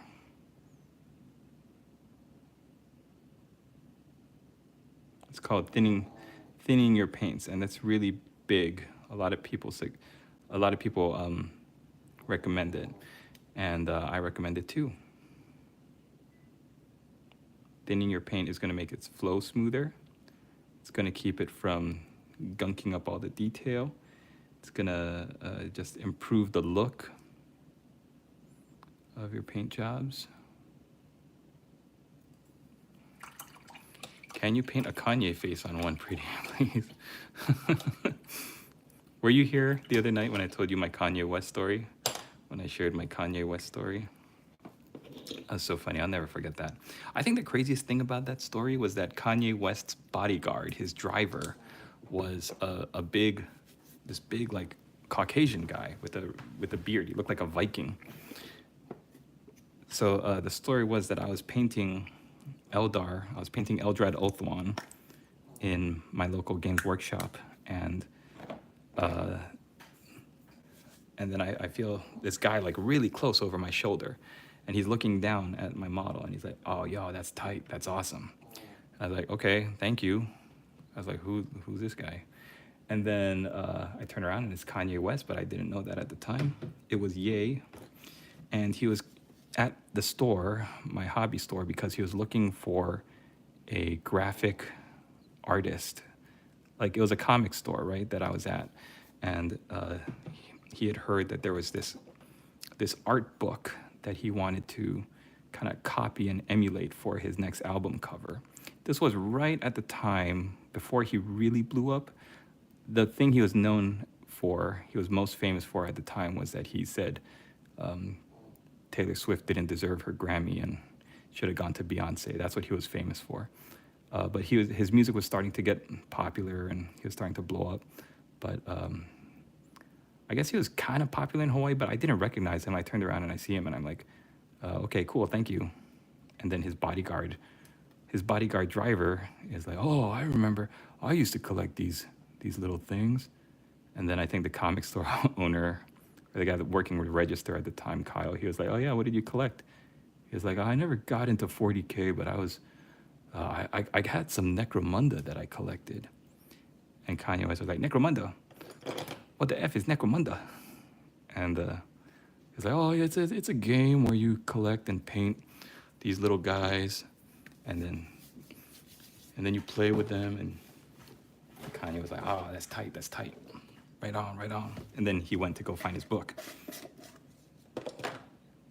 And then he left, and then all these girls come in afterwards, and they're like, was that him? Was that Kanye West? And I was like, who? The guy that ran on stage at the Grammys? Oh, man. What a small world. And now look. He done lost his mind, and I'm painting Crimson Paladins. Sorry, what color was the last one on the gemstone? That is X27, Tamiya Clear Red.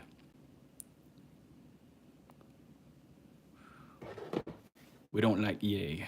Yeah, I don't really have, I think, yeah, you know what? I'm gonna err on the side of, like, I don't deal with it. I had a funny experience with him, and that's all I'm gonna say about that.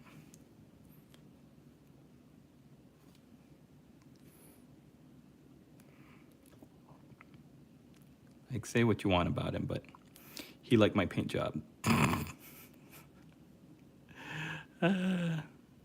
He's the only celebrity that said I was a pretty good painter, so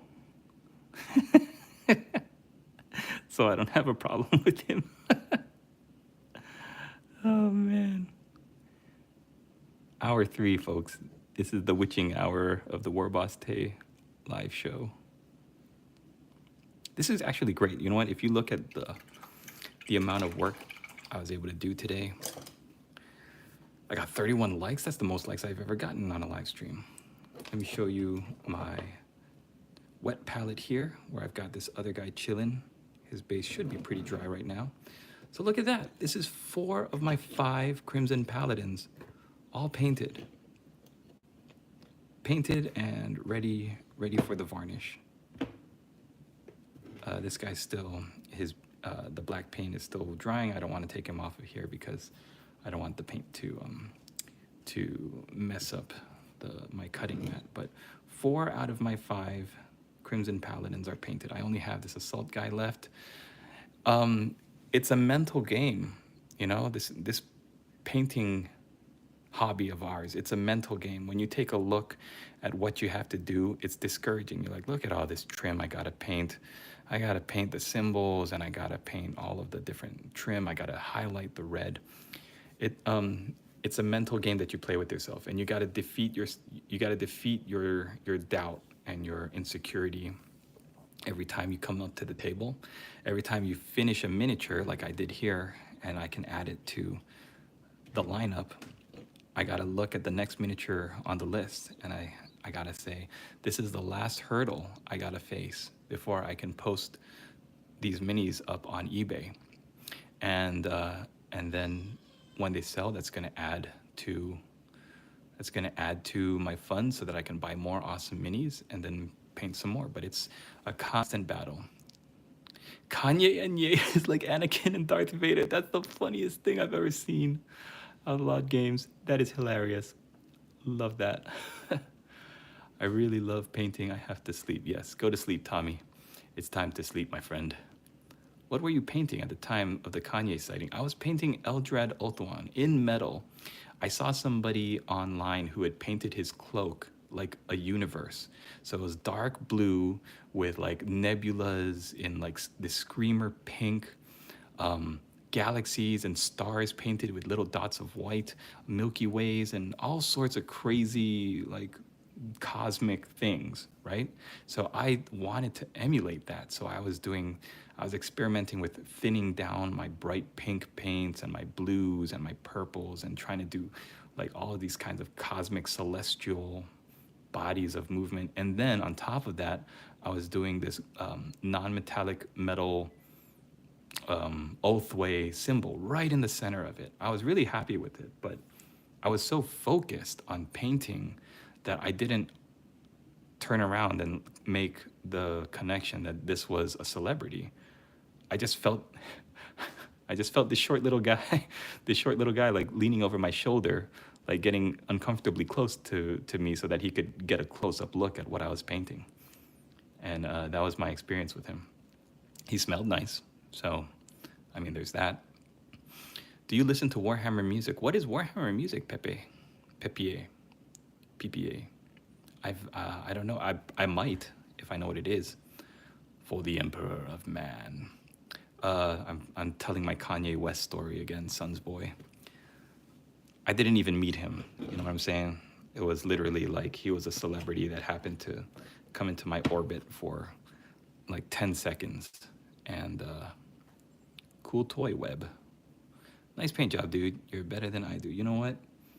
I've been painting most of my life, so I don't think I'm better than anyone. I think if anything, I have a little bit more control, and I have more of an eye for painting than a lot of people do. But I'm not gonna say I'm better, because I don't think you can quantify yourself as better or worse than anyone. You've just been doing it longer, or maybe not.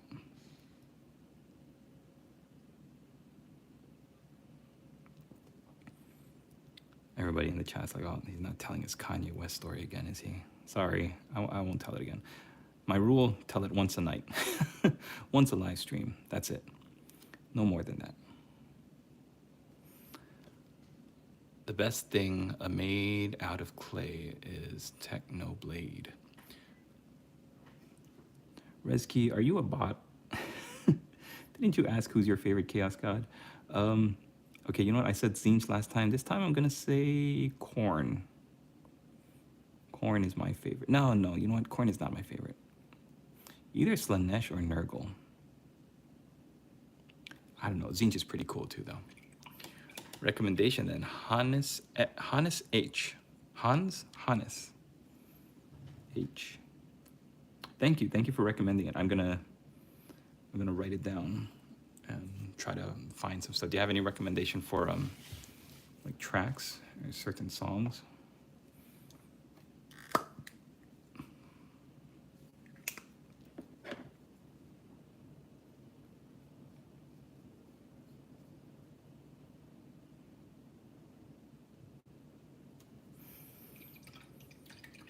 collect. By the way, what made you paint Warhammer figures? When I was a kid, I played this game called Hero Quest, and I fell in love with it.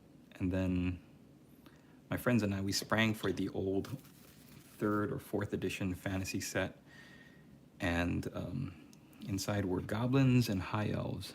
And my friends wanted to be the high elves, so I said, okay, I'll take the goblins. And that was it. I was looking on eBay, and I was like, well, they still sell this.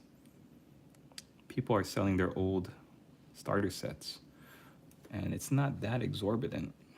If you want a hit of the nostalgia, you can probably find the starter set of the game that you first played when you were introduced to the hobby. That might be a fun painting challenge. Go back and paint the starter set of the first game you ever played. Or go back and paint all the Hero Quest miniatures. God, I've spent so long on that game. Hero Quest. So many afternoons hanging out with my friends, rolling adventures, playing and clearing out dungeons. That was such a fun game, so easy to learn. And that's the gateway right there. A good board game.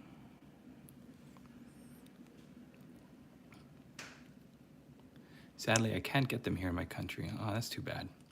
Have you ever had made a Fallout figure? No, I've never.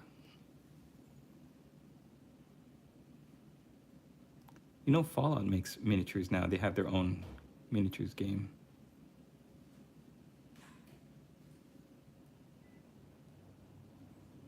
I'd love to get my hands on a Fallout miniature.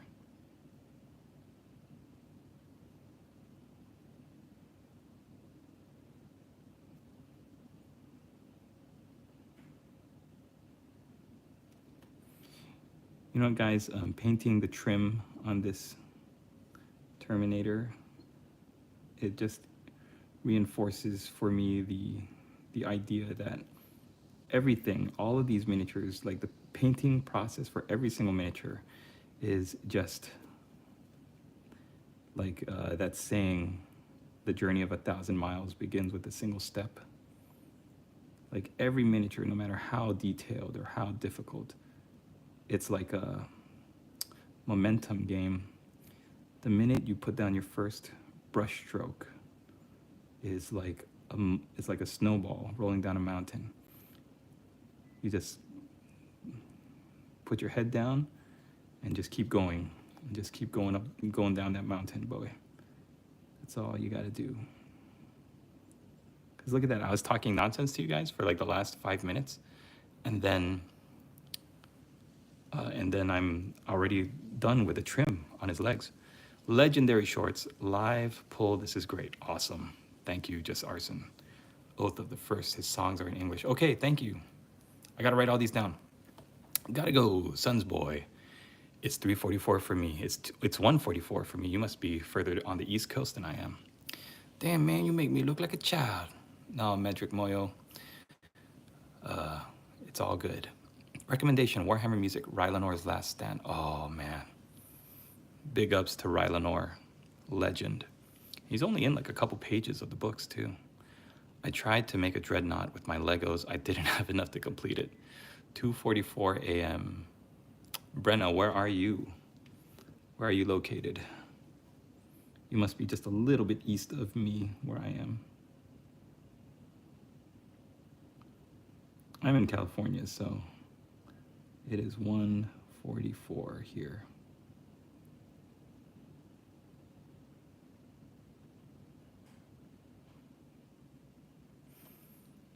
$4:45 Mountain Time Zone. Okay.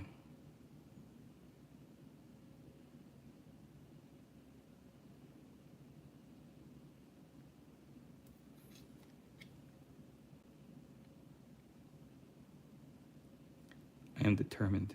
Unless my baby cries, like if she wakes up and I have to cut the live stream so that I can tend to her, that's the only thing that's going to stop me from painting this. I am determined now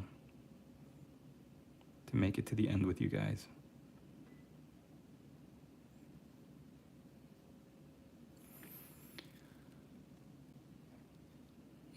10:45 here, Medric.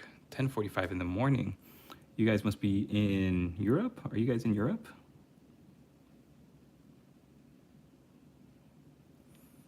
Yeah. Well, cool. Thanks for hanging out. I think, you know what's funny? Until my lives, or not until my shorts, I started doing a lot more YouTube shorts.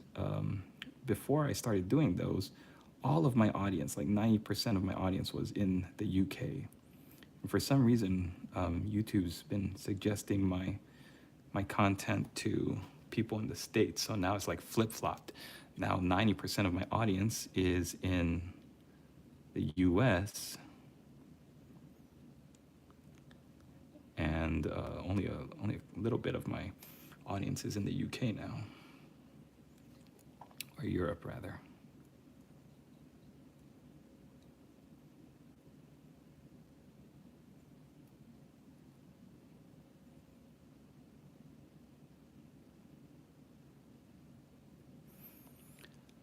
Love on how we were chatting about you, and it turned us into a sharing our time in our countries. Hi, Amelia. Yep.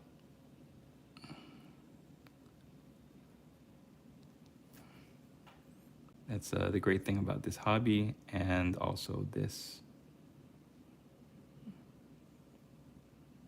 community.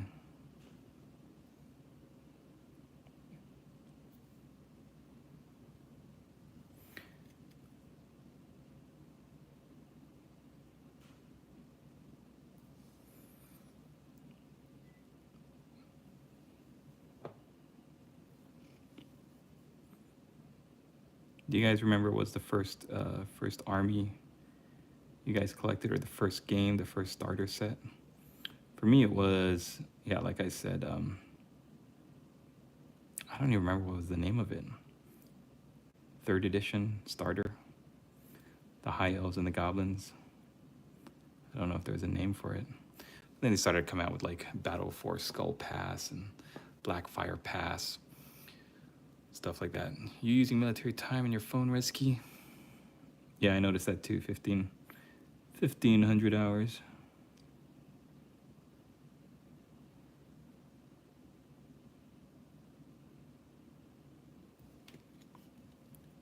I'm so close to finishing this unit. It's going to be so great that I can post it on eBay, get it to find a happy home. It's going to take care of it and love it.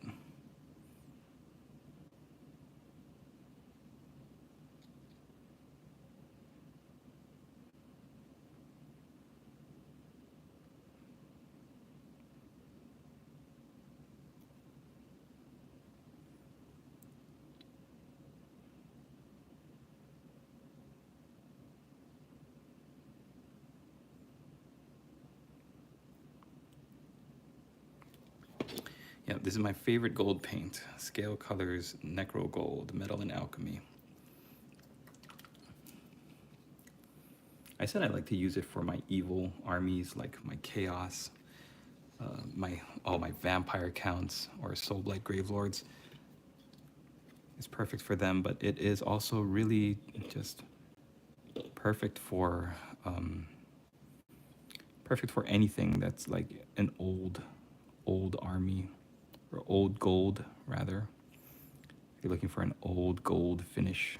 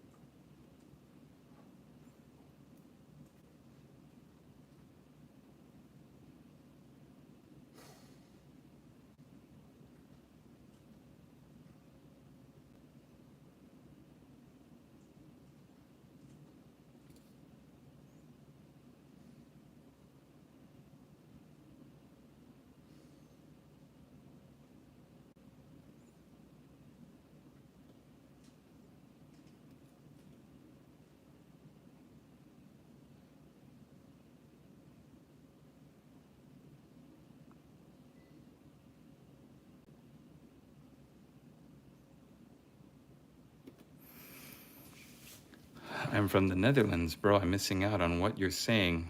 How come? It's 49. Is this a 30K unit? Yes, Kyle, it is. I don't play, but I do collect the Stormcast Eternals. I plan on painting soon. I got a nice haul for a really cheap Coyote P. Um, I would suggest you get this color.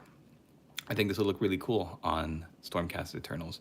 It's not as bright. It's going to make them look more like gothic, especially if you like. You don't even need to shade it and highlight it. It's such a great color.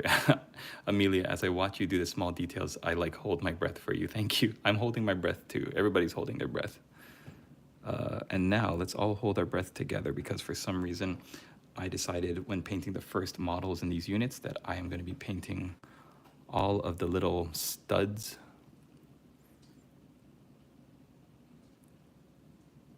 And they're just tiny little dots.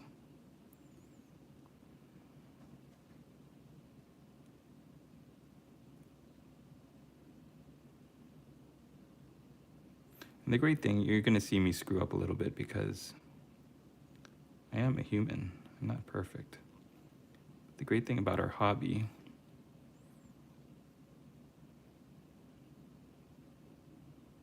is that everything we do can be cleaned in the cleanup phase.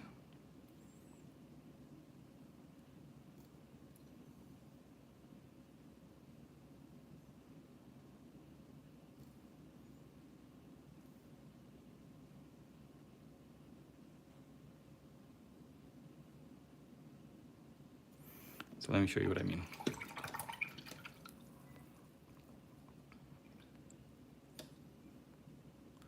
I think you got the metallic too thick, my friend. You may get a nice clear line, but when it dries, you're likely going to see the bumps and paint texture. That's true, Mr. Moo. Try thing down, going 2 coats. That's true, that's true. I need to do 2 coats. Anyway, I got to go now. Thank you, the builder. See you later. What brand of paint I use for the gold bits? Yep, it's Scale Colors Necro Gold. What gold are you? This is the one that I use. I talk about it all the time. I love it. It's terrific for doing old, evil, gothic, baroque looking gold. Any recommendations on how to do fine details? Yeah, Kyle, what in particular? I have a couple of different golds metallics. The imperfections is what makes it unique. My models are nothing if not imperfect. All right, so this is the cleanup phase. I'm gonna go in with some Fiston Red. I'm not only gonna be cleaning up the armor plates, but this is also where I'm gonna be cleaning up and painting in all of the blood drops. So I'm looking for any blood drops to paint this beautiful red color. I'm also going to be looking for any of the gold that I've bled onto the red armor. And I'm just gonna do a little cleanup with my red paint, like right there.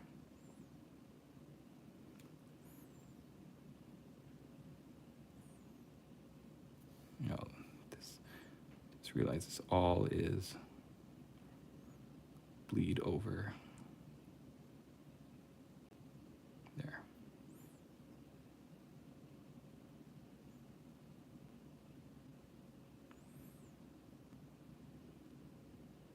I used to suggest like holding your breath for doing detail work, and now it's not. I find like you don't really need to. If you're trying to paint fine detail and small little bits and stuff, the best thing to do is to brace your wrists together. Brace your wrists and then lean your forearms onto the edge of your table, and that is going to brace your hands. Keep your brush steady as it goes, and make it much easier for you to paint any small details on your miniatures.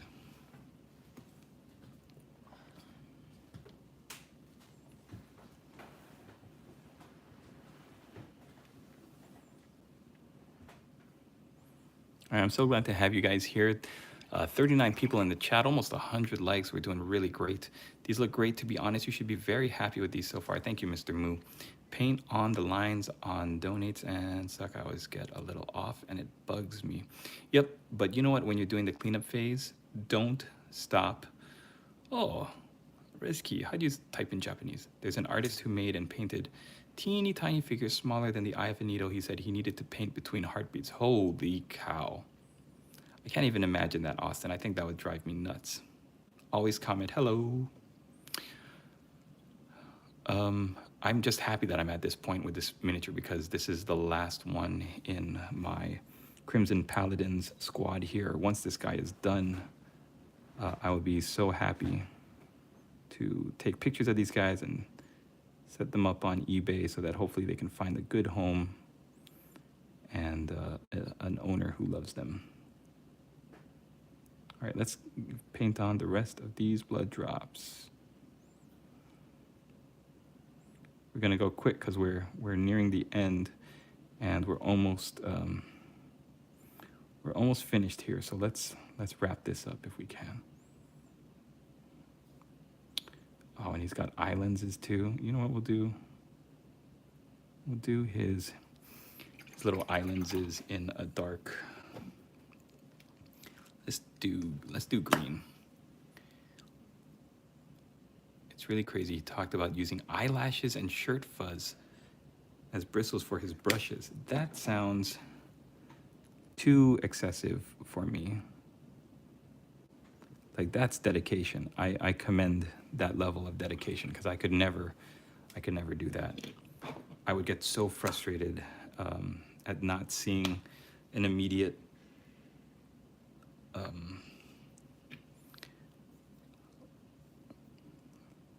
not result. What am I looking for? An immediate looking finish for my work.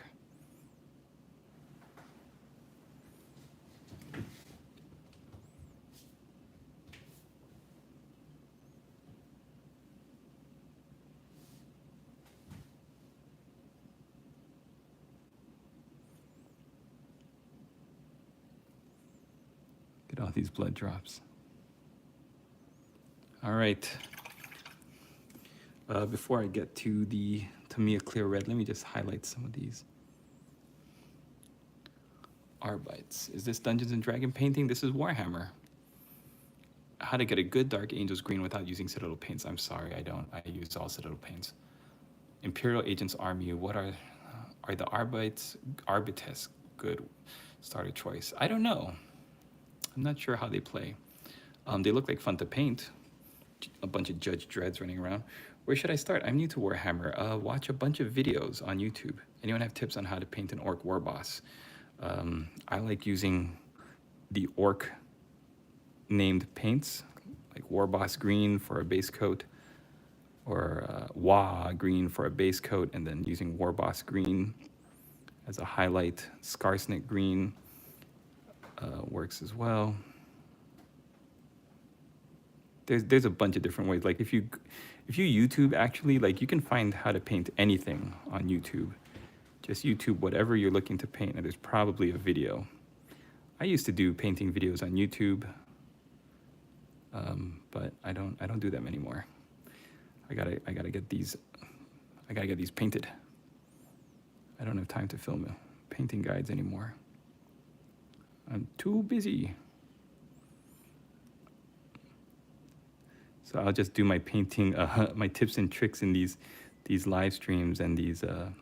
I think I do shorts too, where I share some tips and tricks.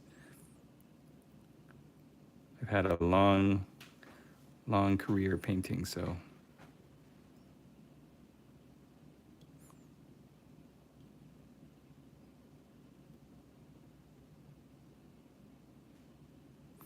Oh, there's nothing like seeing a clean edge highlight go on.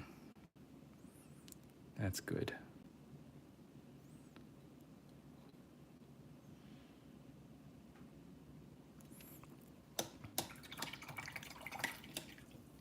Looks great. Thanks, John. David A. Linden is the guy's name. You should really look into it. It's very interesting how he does his small art. Thank you for the lead, Amelia. Pretty sure he even got to show some of his work to the Queen before she passed. That's amazing.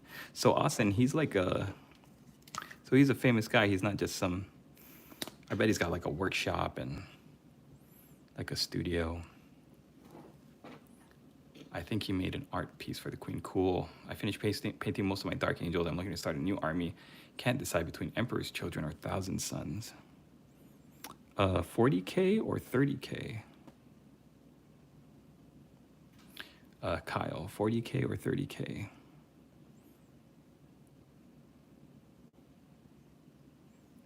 $40K, okay. Because they look so different, right? You're talking about two completely different looking armies.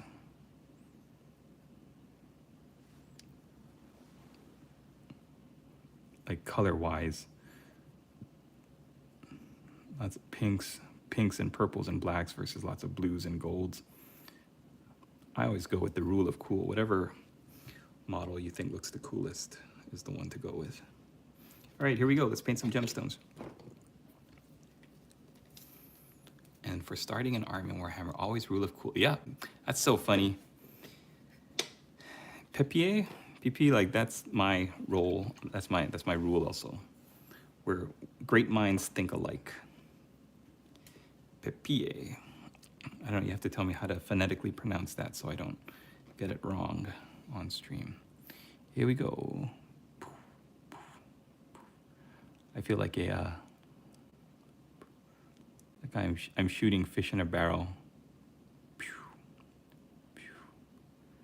Putting down the Tamiya clear on all these blood drops.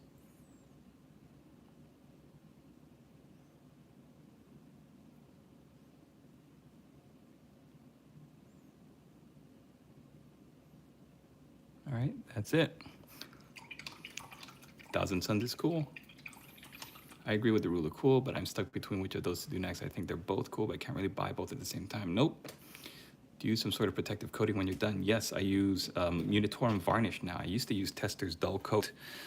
Tester's makes a good varnish, but I think Unitorum varnish is pretty good. He actually does everything at home. Oh, really? Just sits in front of a microscope in his office. That is amazing. All right, I definitely have to check it out because that sounds like something I would really be interested in looking at. Okay, I need to do some, if you notice the silver on his gun is pretty bright.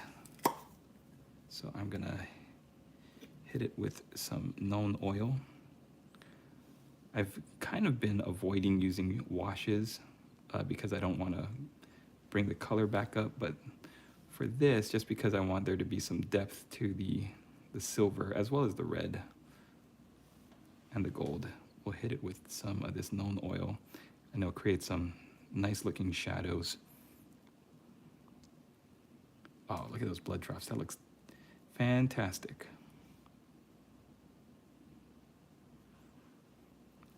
If you guys are interested in anything I've got on my eBay store, my eBay name, my store name is Warboss Tay.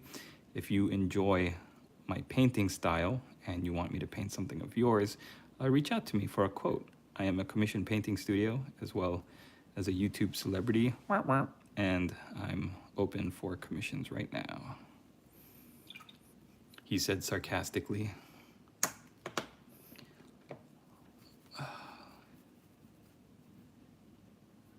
Okay, I think, okay, I gotta do the back of his tabard. If I made figurines small enough to fit in the eye of the needle, my main concern would be dropping it onto the carpet. I'm not that knowledgeable of 40K. Are those blood angels? Yes, these are blood angels. All right, guys. If you would like to hang out for a little bit, I don't know if you can hear, but my baby's crying. I have to go take care of her, so I'm gonna mute the mic. I'm gonna run up. Hopefully it won't take that long. And stay tuned as we put basing on the bottom of this miniature.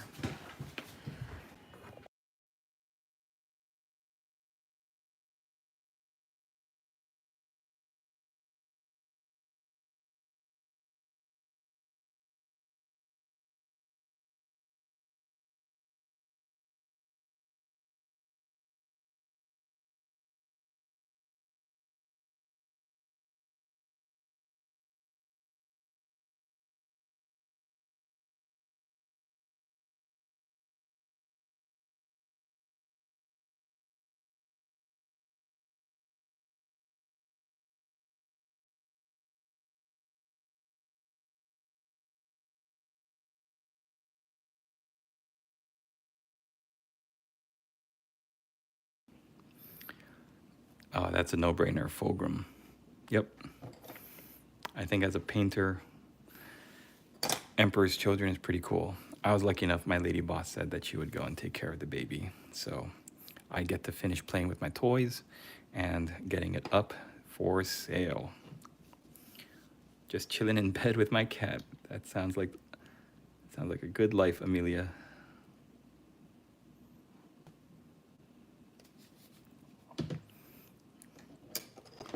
Blood for the blood god. Ah!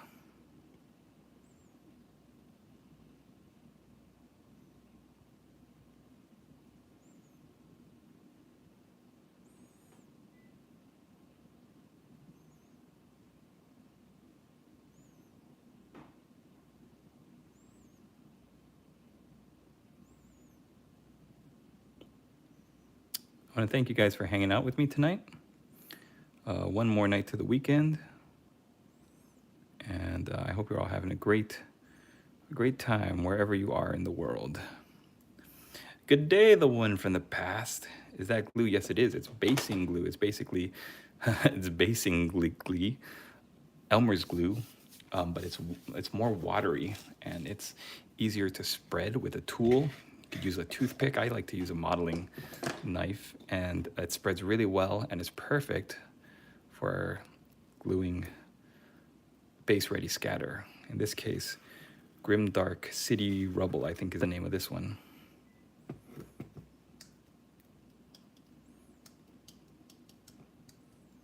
Yeah, hodgepodge glue for puzzles. I think that's the same. I think it's the same. Like consistency, maybe texture. Now that I think about it, it could be like hodgepodge. I gotta try. I only had one thing of hodgepodge, and it didn't have like an applicator like that. I had to unscrew the jar and apply it by hand, so that wasn't fun. Can I get an early look at the night you were talking about? Oh, the one from the past. Rubble. Rubble is such a fun word. My son used to watch Digley and Daisy, and Mr. Rubble was their boss. I used to love saying that, Mr. Rubble. So this is the one from the past. Because he's been donating super chats to me, I've painted up this knight for him. If you would like me to paint up a knight for you in colors that you like suggest, then all you have to do is donate a super chat of at least $2. I will paint up a knight with a double-handed weapon, randomly chosen from a unit of 10.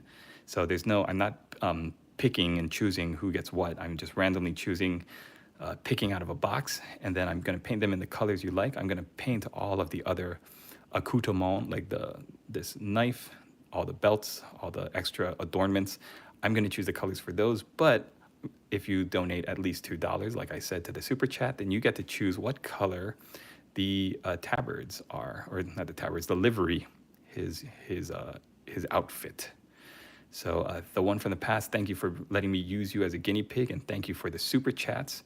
Thank you for the coffee, and I did some really fine hash marks to simulate the flowing cloth in the wind as the knight is moving forward.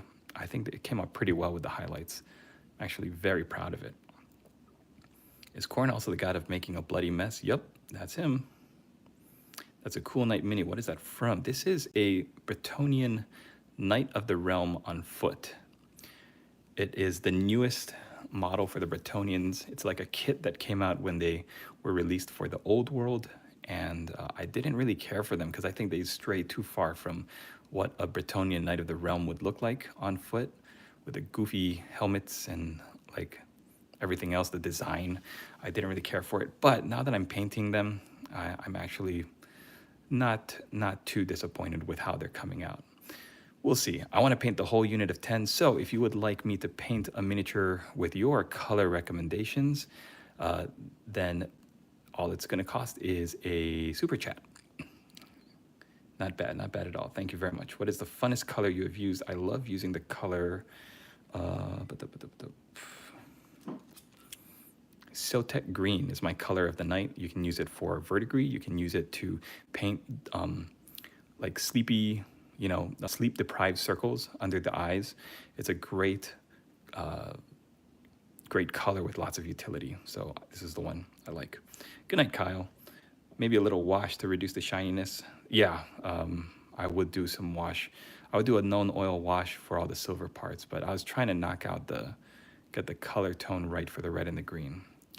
Now that that's done, I can make him a little less shiny. Although I don't know, I have so much fun painting grim dark 30K, 40K models that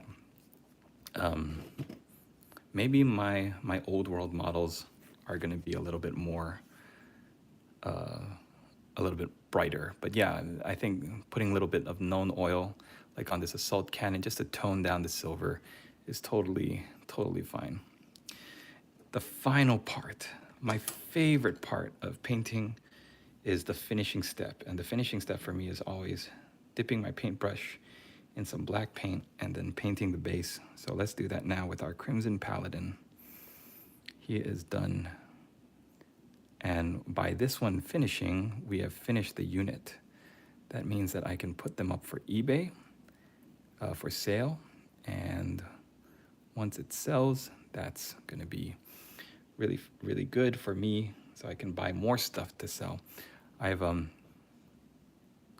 pretty amazing contact on eBay. His name is Binks Wargaming and Paint Studio, and he gets a lot of these Forge World Legion specific troops. You know what I mean? Like, these are Legion specific Blood Angels, Cataphracti, Terminators. He gets a lot of these models in because he works at a gaming store. And so he kind of passes the savings along to me by trading in store credit to get the models. And I'm hugely thankful to have him as a resource, because that means that I can get these models for way cheaper than I would if I were to try to get them on eBay myself. And then I can turn those savings into buying more stuff, like this Space Wolves. Not Cataphracti. What's the word I'm looking for? Contemptor Dreadnought. The Warpstone Glow and Corn Red combo looks really nice. Thank you for suggesting it. And again, thank you for the super chats. So it's the first night in my new unit. Green, I think I need to go to the eye doctor. Yeah, it's like a Warpstone green. In fact, it's my attempt at Warpstone green, because I don't have the Warpstone green paint. I thought I did, but I think it's at my in-laws, so I tried to recreate it using some Minotaur paints and Games Workshop's paints. I think I did it. I am a huge, I know Warpstone Glow because I painted a bunch of orcs and goblins with that color. So I'm like, yeah, I think this is pretty close to what it is. I thought that was turquoise. Oh my goodness, maybe I need to change the... Oh wait, are you guys talking about this? Sotek green, right? Okay. I was like, what are you talking about? Yeah, this is green, allegedly, although I think it's closer to turquoise. It mimics the old Games Workshop color of Hawk turquoise. And yeah, I love this color. You can use it, like I said, paint it underneath an ogre's eyeballs. He has saggy bags under his eyes like Danny Trejo. You paint these very thinly, and then it creates this awesome sleep deprived bruised look that gives life to the face. Because if you paint a face, especially an ogre head, ogres tend to have big meaty heads with big jowls and cheeks and foreheads. If you don't have a color like this to offset all the flesh tones, then you are going to have a little bit of trouble. It looks so knightly, I agree. And I think the base scatter really helps too. It makes him look like he's tromping through a fantasy forest or something. So cool. I'm really pleased with him. So yep, we got to build out his squad, everybody. So all it's going to take is a $2 donation, super chat, and you can tell me what colors to paint your knight in, and you can join the one from the past. And here we are, guys. I'm going to call it now. It's been a great live stream. Thank you so much for hanging out. And remember, you can contact me, commission me if you want. You can check out my eBay store where all of these guys are going to be. And I'm so pleased that I finished this squad. This squad has been like my Moby Dick, my white whale, for a long time, because I've just kind of let it languish and sit in my to-do list, my pile of shame. So getting these guys done was such a weight off of my shoulders. Thank you for hanging out in the live stream. I hope you guys join me next time. If you're not already, I hope you subscribe to my channel. Ring the notification bell so you can know every time I come on to do another live stream, or when I post a short video or something fun like that. Don't forget to hit the like button and subscribe for more.